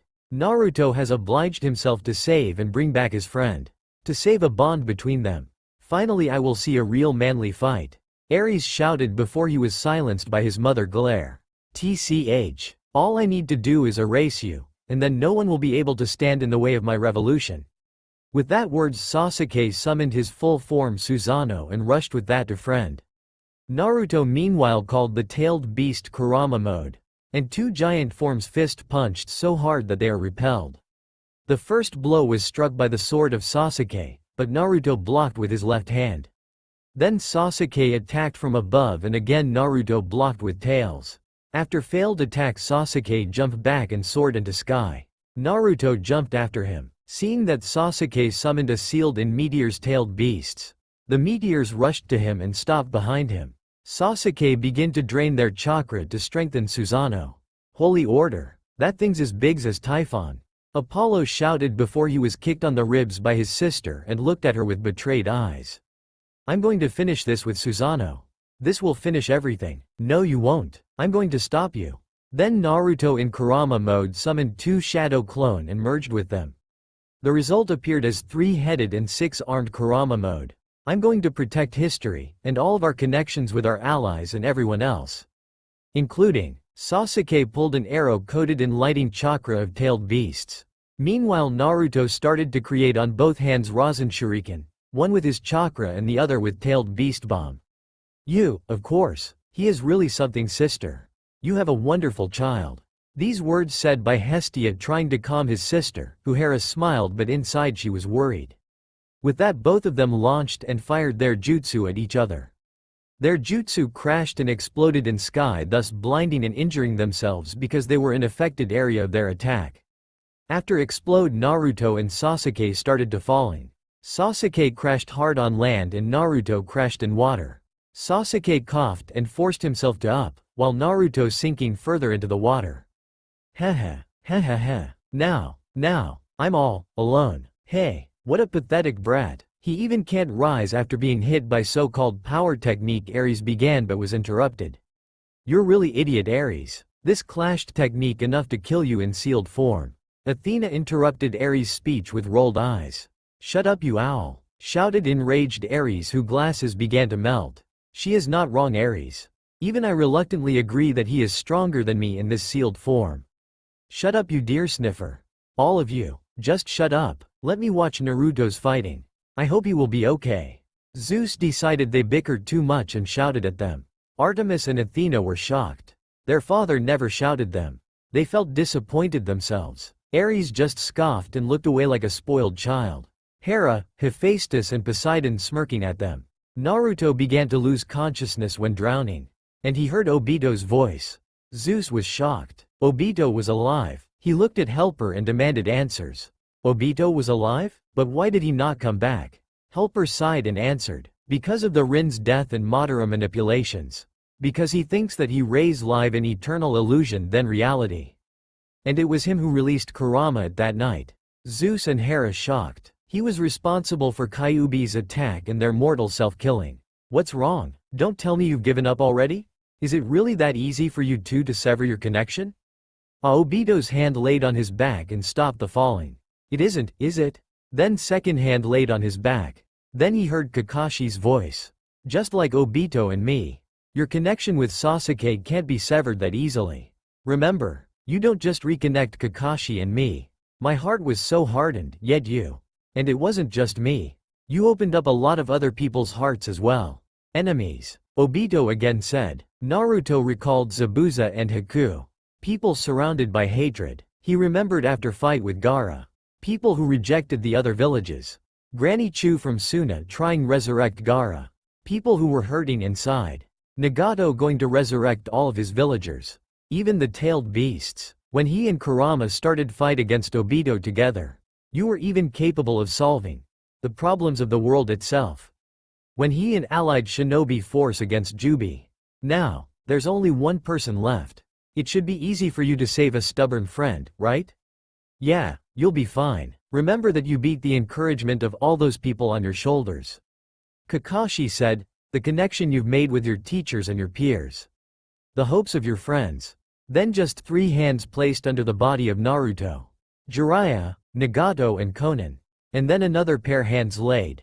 Guy, Iruka-sensei, Captain Yamato, Tsunade, Gaara and Killer Bee. If you don't have enough power, then just borrow it from their hands. Because Naruto. That's all, power, that you created. 4 hands laid on body. Your heart isn't dead yet. Hashirama, first Hokage said. If he's submerging himself in darkness, then just use your hands to pull him back up. Tobirama, second Hokage continued speech. And if he tries to shake you off, then scream to wake him up. Hiruzen, third Hokage added. There's no such thing as a feeling that cannot be conveyed. Minato, his father and fourth Hokage finished. Zeus looked at his mortal self and smiled even when he is here. His mortal self will support Naruto in everything. Everyone believes in you, Naruto. Hinata said. You make impossible possible. His deceased friend Neji said. Naruto, that's why, said former root agent Sai. You need to get back up already, said one of the heir of Inuzuka clan Kiba. Don't be afraid to look stupid as you struggle. Shikamaru spoke. That is the Naruto we all know, said loudly Lee. You can do it Naruto. All together spoke in sync. The Konan's voice said, connection don't disappear. You need to harden your fists and stand up again. He started to clench his fist. Keep that fire in your eyes. He started to squeeze eyes harder. Let out a roar, and he heard Sakura's words, come on. Sasuke is waiting for you. Go to him, Naruto. Aloud Kurama's voice said, this is all for your sake. Then he heard all of them shouting, for the sake of the future. For the sake of your friend. Forward. Zeus began to think what domain give to his son when he come. And as readied mind helper said, I think a suited domain will be god of friendships and comradeships. Zeus only agreed with him seeing how his son done with his friends and enemies. Naruto began to emerge rapidly and shouting, Woo-ah! And as the bullet flies out of the water. Ah! Sasuke when he saw Naruto are greatly surprised, Naru, too. Naruto dived down and landed in front of Sasuke. He is trying to regain his breath. After Naruto regained his breath looked at Sasuke. Not yet. I'm not letting you leave just yet, Sasuke. Why? Over and over. Over and over and over. Sasuke clenched his fist and shouted, why do you keep doing this? What's wrong with you? Just what are you? Naruto in response just let a little smile and said, your friend. I told you I can't leave you alone, remember? Heh. Ha ha ha ha ha. You're still saying that, after all this? I told you already. I have no intention of going back. But Sasuke was interrupted by Naruto. And I told you that I have no intention of giving up. It doesn't matter what you say to me. I'll never change my mind. I'm just going to keep reaching out my hand to you. Until the very end. Until I reach you. Sasuke and Naruto started to walk towards each other. While walking, Sasuke said, "My will won't change either. I'm going to cut you down." They stopped when the distance was a few meters between them. In order to end the path I've walked so far, I won't give up on you. In order to keep my path connected, neither of us has much power left. Yes, this is the true end. They both will fight with all their power. One to kill friend and the other to save friend. Hestia frowned. Even if they are not related, but they really see each other as a family and that it's really hurt her feeling. They closed eyes and 2 leaves fell between them until they reached the land, then they opened eyes and rushed at each other. Enough already. Just let me cut you down. Sasuke drew his sword and began to attack without stopping. Hey, you can't cut your connection to me. Naruto parried and started dodge his attack, waiting for the moment to attack. Connection this, connection that. Just shut up already. Connection are what make this world such a pain. The stronger the connection, the more it tortures me. And Naruto, my connection to you is the most irritating one of all. Why didn't you just cut me off when I went into darkness? In anger, Sasuke began to use the small Amaterasu and Onyx Chidori. How could I? You were like a brother to me. So, my body and my heart just act on their own. I just kept thinking, hoping that you wouldn't have to be all alone. Seizing the moment to attack, Naruto used Rasengan on Sasuke. You. Getting hit by Naruto, Sasuke stood up and rushed at him with all his strength. Naruto rushed too. They strike and sprang apart. Sasuke called Chidori and rushed. Naruto also created Rasengan and rushed. When their jutsu clashed, Naruto remembered the battle on the bridge of the samurai. Flashback. Sasuke. Do you remember? The entire village used to hate me. And I hated them right back. One bad move and I could have been exactly like you. And I was always alone. I felt better knowing there was someone like me out there. I was happy. I wanted to be your friend, be around you sooner, but I didn't. I was also jealous of you. You were good at everything. So I decided you'd be my rival. You were my goal. You always have been. I had nothing, but I built bonds. And then in our mission as Team 7, I kept chasing after you. I wanted to be like you. So, Sasuke, I've never actually said it before, but I'm happy. Happy I knew you. Zeus, that's why I said to seal Kyuubi in me, not in my son. See what the villagers do to him. A very teary Hera slowly said, almost whispered to husband. Zeus only said, I know, but I truly believed at Naruto that he will keep the right path. Naruto, no matter what you say now, I'm not changing. I'm still going to destroy each and every person in the leaf, including you. Either defeat me and become the hero who saved the village, or fall to me and just be known as a pitiful loser. Those are your only choice. I'm not going to be loser or the hero who defeated you. I won't be either. Why? What do you want? Flashback end. They were forcefully pushed back with their clothes torn. I'm going to beat you here, just like I did before. You're going to lose without ever matching up to me. Sasuke launched at Naruto kunai and shuriken. You know that I'm different from how I was back then, don't you? I won't lose anymore. Naruto jumped away and reading Rasengan. No, you haven't changed. That's what's irritating me so much. Now Sasuke threw at Naruto Kagetsuchi. What? Naruto barely escaping from attack. Looks like the end is finally here. This battle will end with your defeat. Sasuke again created Chidori and run. No, it won't. As long as I still have strength to stretch out my hand. Naruto rushed with Rasengan. This time when jutsus clashed, he remembered their fight 4 years ago. Flashback. Sasuke. I wanted to be just like you. I really admired you. We both knew it, right from the beginning. We never actually said it, but we're friends. So, I don't want to give you to Orochimaru. Why, Naruto? Why would you go so far for me? Because this is the first bond I've ever had like this. That's why I'll do anything I can to stop you. A bond. If that's how it is, then I'll just have to sever that bond. Flashback end. They once again pushed back but further. They were seriously injured. GHG. If only you weren't here. If only you'd never been born. Sasuke stood up and jumped to avoid Fuma's shuriken, and when he landed he run at Naruto. This boy crossing a line. Hera angrily spoke.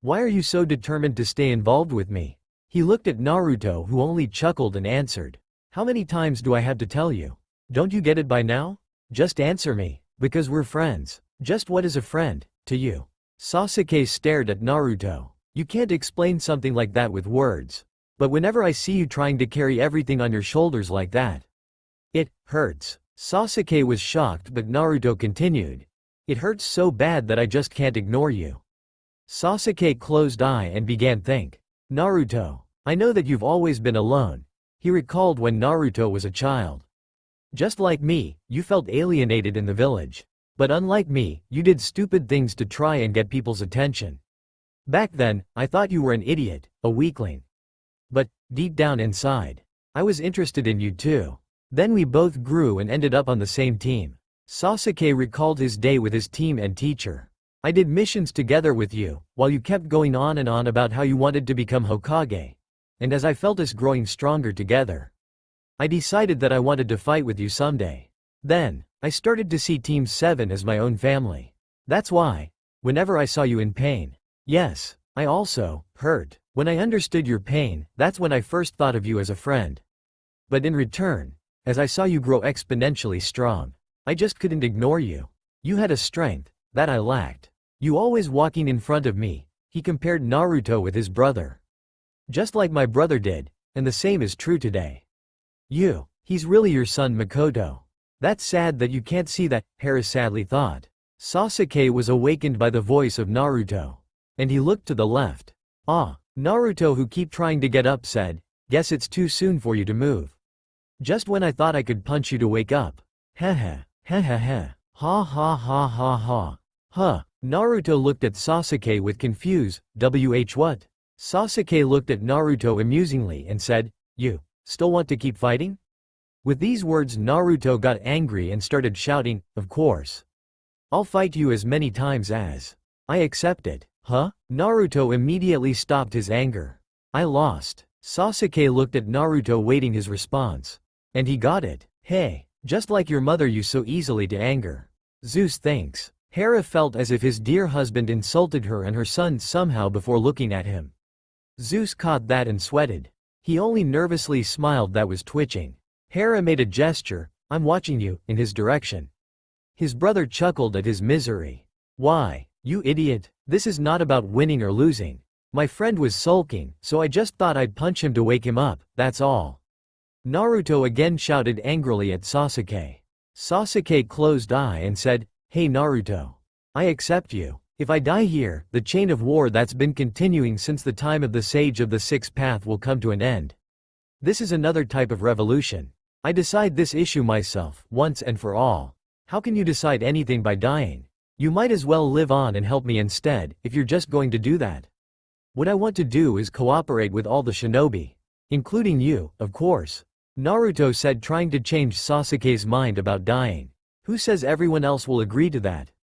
Come on. Go on, spout some more crap like that. I'll punch you again. There's no telling when I may stand up to defy you again in the future. You won't do this kind of thing anymore. How? Can you be sure of that? Don't make me repeat myself. Then Sasuke remembered Naruto answers 4 years ago at the Valley of the End, at the Bridge of the Samurai, and last answer. Come on, you're the one who still doesn't get it. Now that I think about it, I guess you always have been surprisingly dense. With that word, Naruto looked at Sasuke and shocked to see his crying. Shut up, you loser. Sasuke finally answered. They lied on the ruined stone, hand missing their each other arm, and watched at the morning sky. Up there where they laid jumped down 2-person. Sakura and Kakashi. I knew they'd be there. Kakashi murmured. Kakashi-sensei. As if asking. Sakura looked at him.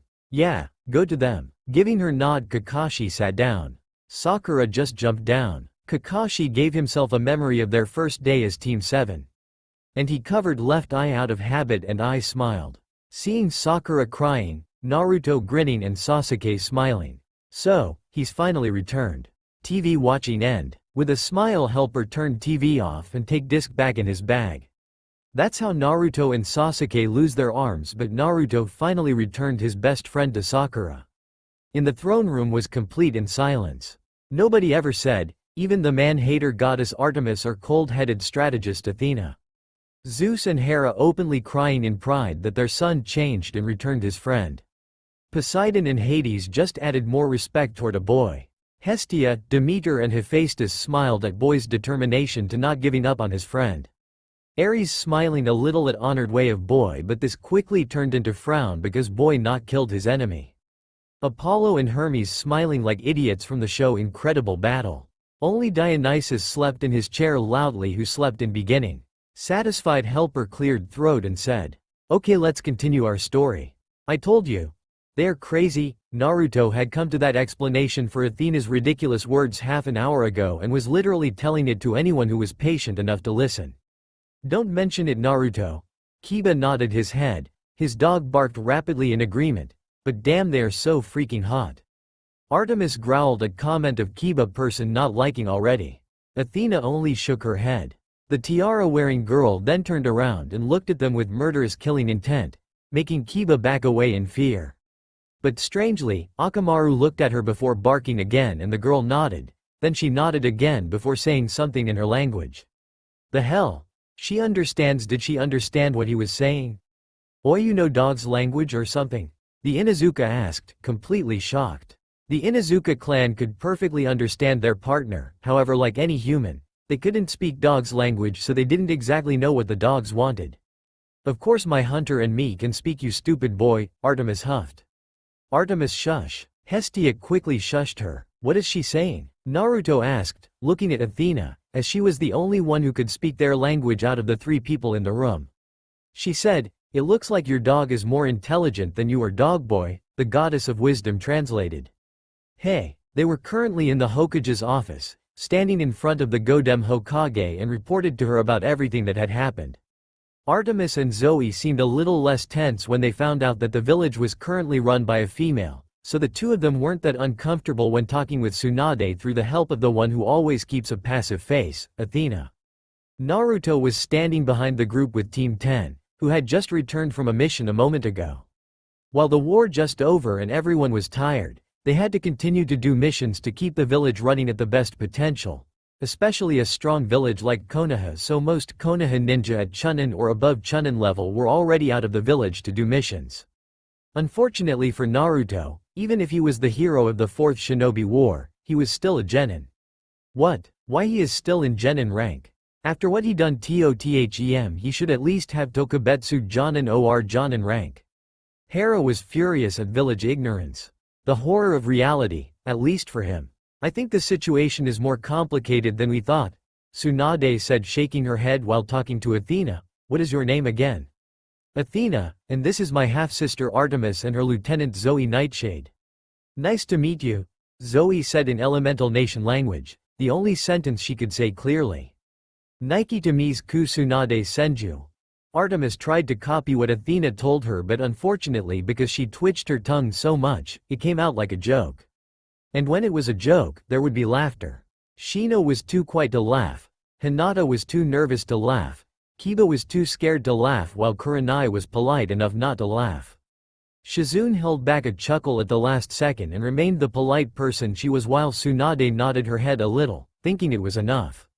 "At least no one laughing at me," Artemis mumbled. However, Naruto broke out in full laughter while holding his stomach, rolling on the ground with tears running down his eyes. "I take my words back," growled a proud hunter, while other tried not laugh, except Aphrodite, Hera and Hestia. The last only chuckled. And that pissed Artemis off.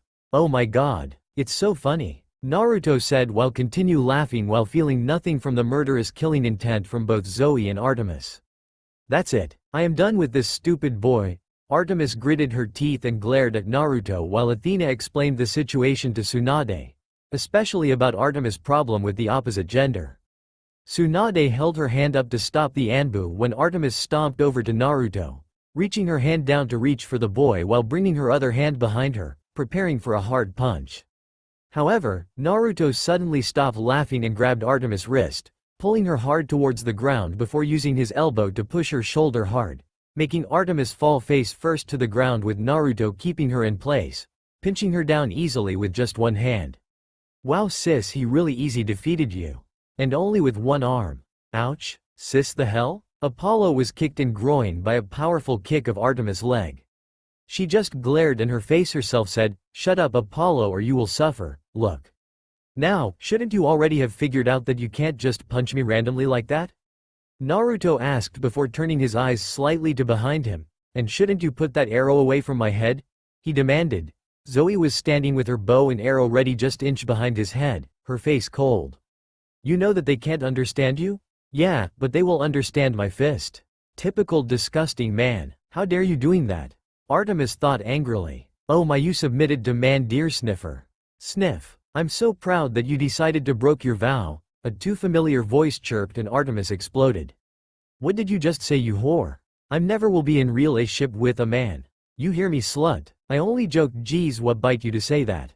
Aphrodite looked away with crossed arm. "Artemis, if you try to hurt my son I will curse you. Even Zeus will not help you." Hera quietly thought. Artemis felt a shiver on her back and feeling that she should not want to meet an angry Hera.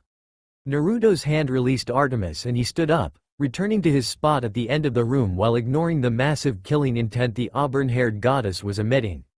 While she couldn't help but feel absolute anger for being looked down, by a mere male no less, she couldn't help but admire his skills.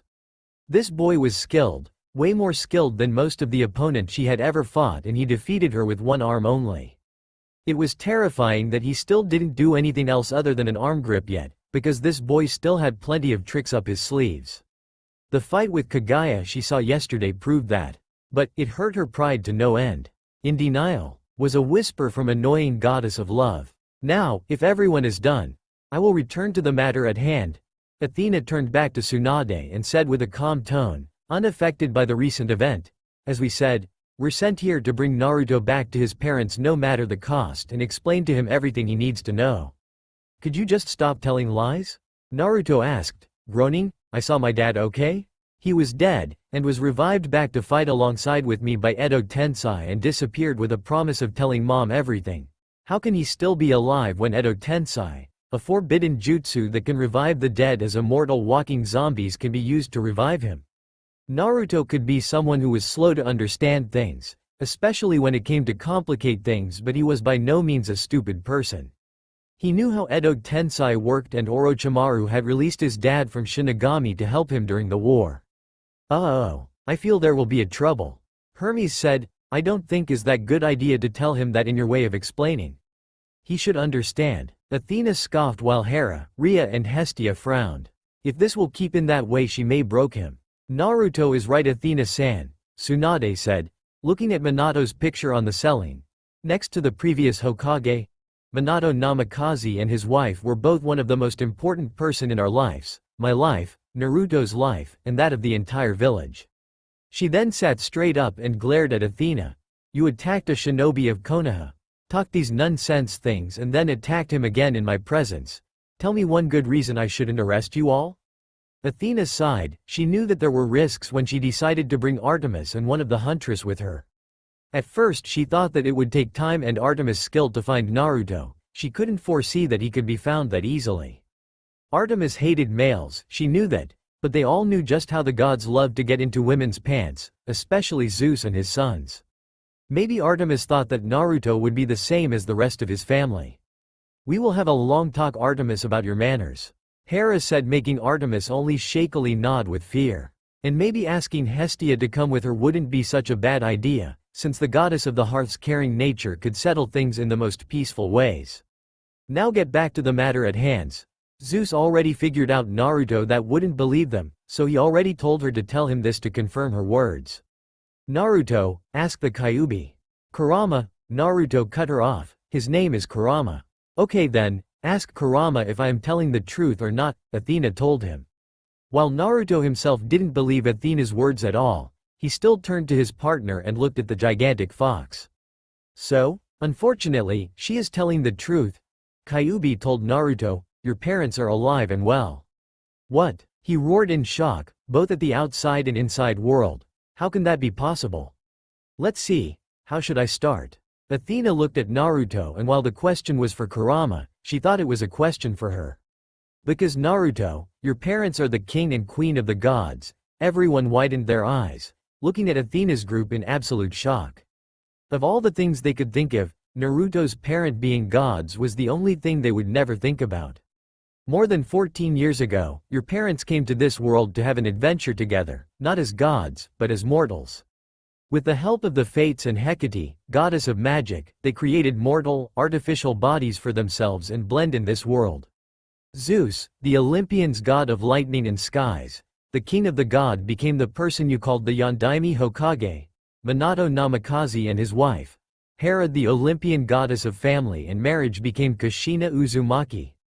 The silence continued for another 30 seconds, as neither of the mortals in this room knew what to say. Kurama, Naruto whispered. I guess it can't be helped then. The Kyuubi sighed and rubbed his forehead with his palm. Yes, Naruto, they're telling the truth. What do you mean they're telling the truth? Naruto cried out in anger. There is no way that could be the truth, he shouted. His behavior got wild. Naruto calmed down. Tsunade stood up when he saw Naruto was shouting angrily. But the blonde was faster than her and rushed forward to grab Athena's shirt, glaring deeply into her stormy gray eyes. Okay, he is officially mad at them.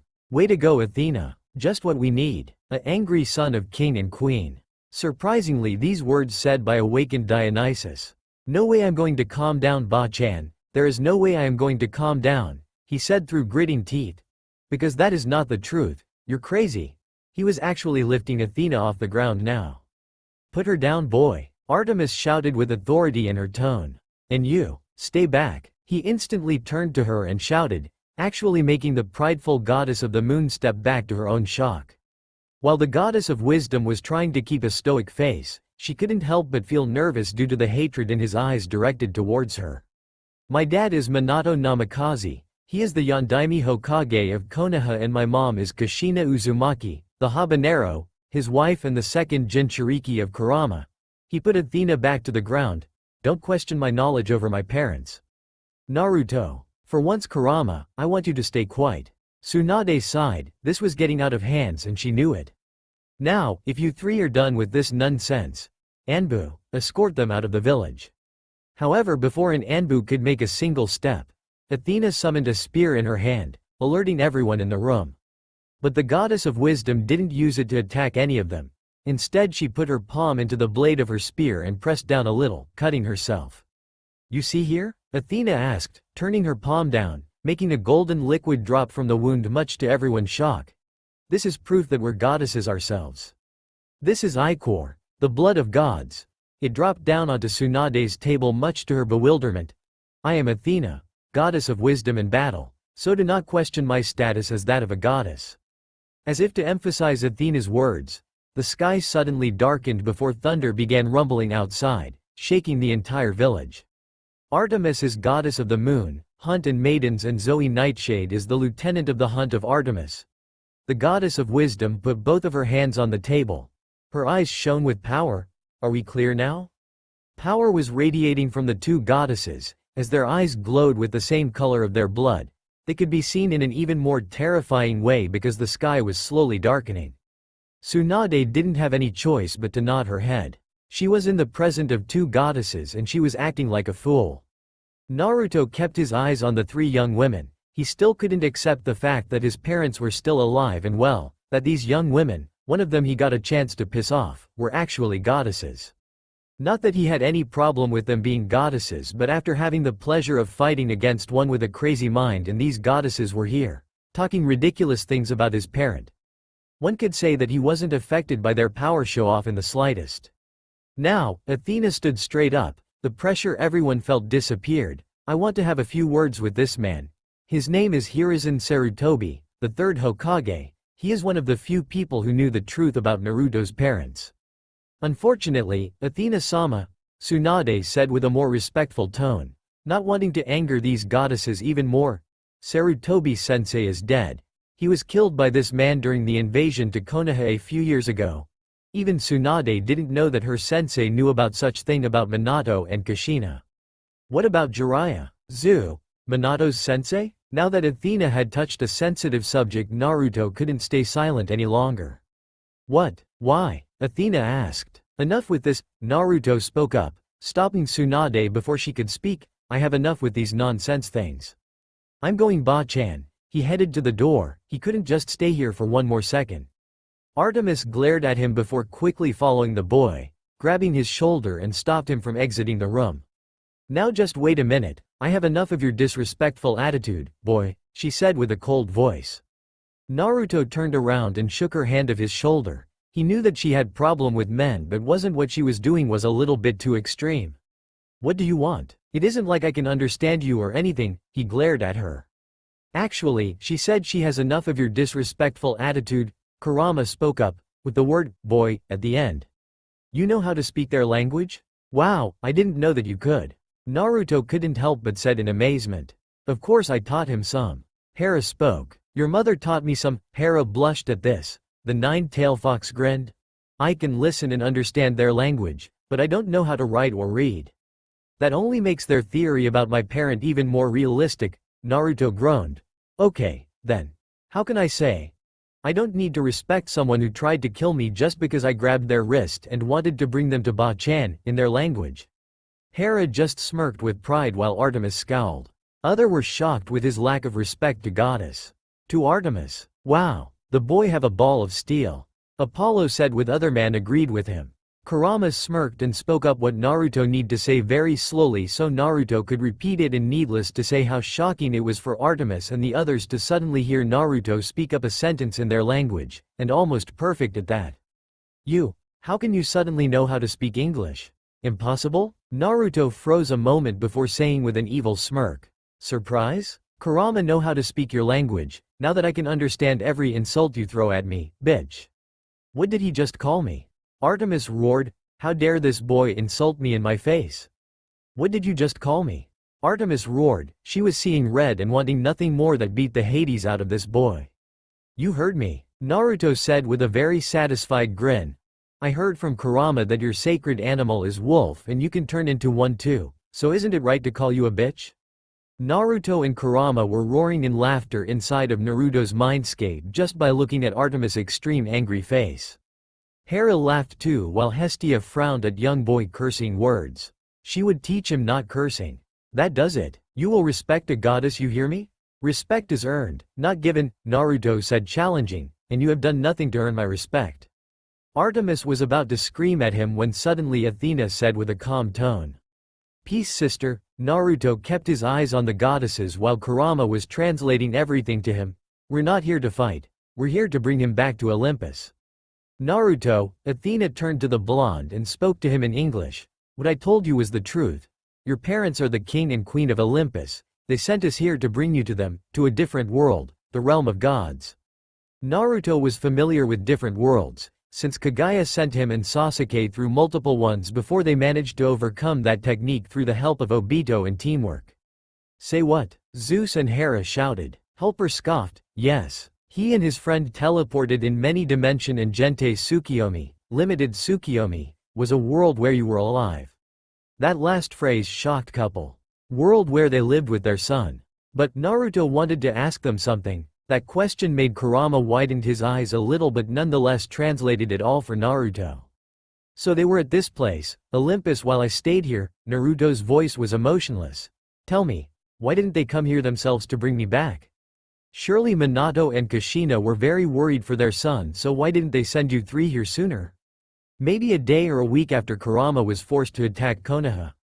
The perfect image of his wonderful parent, the one who sacrificed their life for him, was totally ruined by these women who called themselves goddesses." Hera and Zeus was hurt by their boy's word. How they could know about Sandame lying to them about his so-called death. Rhea frowned. This boy think that his parents abandoned. Athena, what a poor choice word saying to him that. And if they are god and goddess, shouldn't they have the power to? "They returned to find you not even an hour later, Naruto." Athena cut him off. "They returned to find you, to bring you to Olympus and raise you at their son, but Hiruzen Sarutobi told them that you were dead." Athena looked at Tsunade, who was looking at them with wide eyes, as did Naruto. She was saying in Japanese, so Tsunade and the other could hear it as well. "He told your parents you died the same night as their human body died." Hera searched his mind to see if he was telling the truth or not. Athena continued, "But she was too distracted at the moment and only saw the memory of him putting your coffin down between your human parents." Hera silently began to cry and Zeus hugged her to comfort. "Wait a minute, did you tell me that they were lied to about me?" Naruto asked Athena as quickly as he could. Are you telling me that Oji-chan lied to my mother? Naruto looked around, suddenly realizing his vision was darkening. What was happening? Naruto asked himself. Why did his world suddenly turn upside down? Why did everything around him sound like a lie? I swear it on the sticks, Naruto, that everything I told you is the truth, Athena said with a steel-hard tone. Thunder suddenly rumbled. Swear on the Styx? The river Styx is a sacred river that separates the land of the living from the realm of the dead located in the underworld. Oaths made by this river bring something, worse than death, to the oath-bearer if not fulfilled. Athena explained, I just swore to the Styx, and if I was telling lie, then I will be punished with something, worse than death. In truth, it would be her children who would be punished. But right now Naruto didn't need to know that. Naruto didn't know who or what to believe anymore. If this Hera was really Kushina, his mother, then that meant the Sandaime Hokage had kept him away from his parent against their will. His Oji-chan, the one who he looked up to and set his goal to become the Hokage just like him, the one who cared for him when he had no one else to come home to.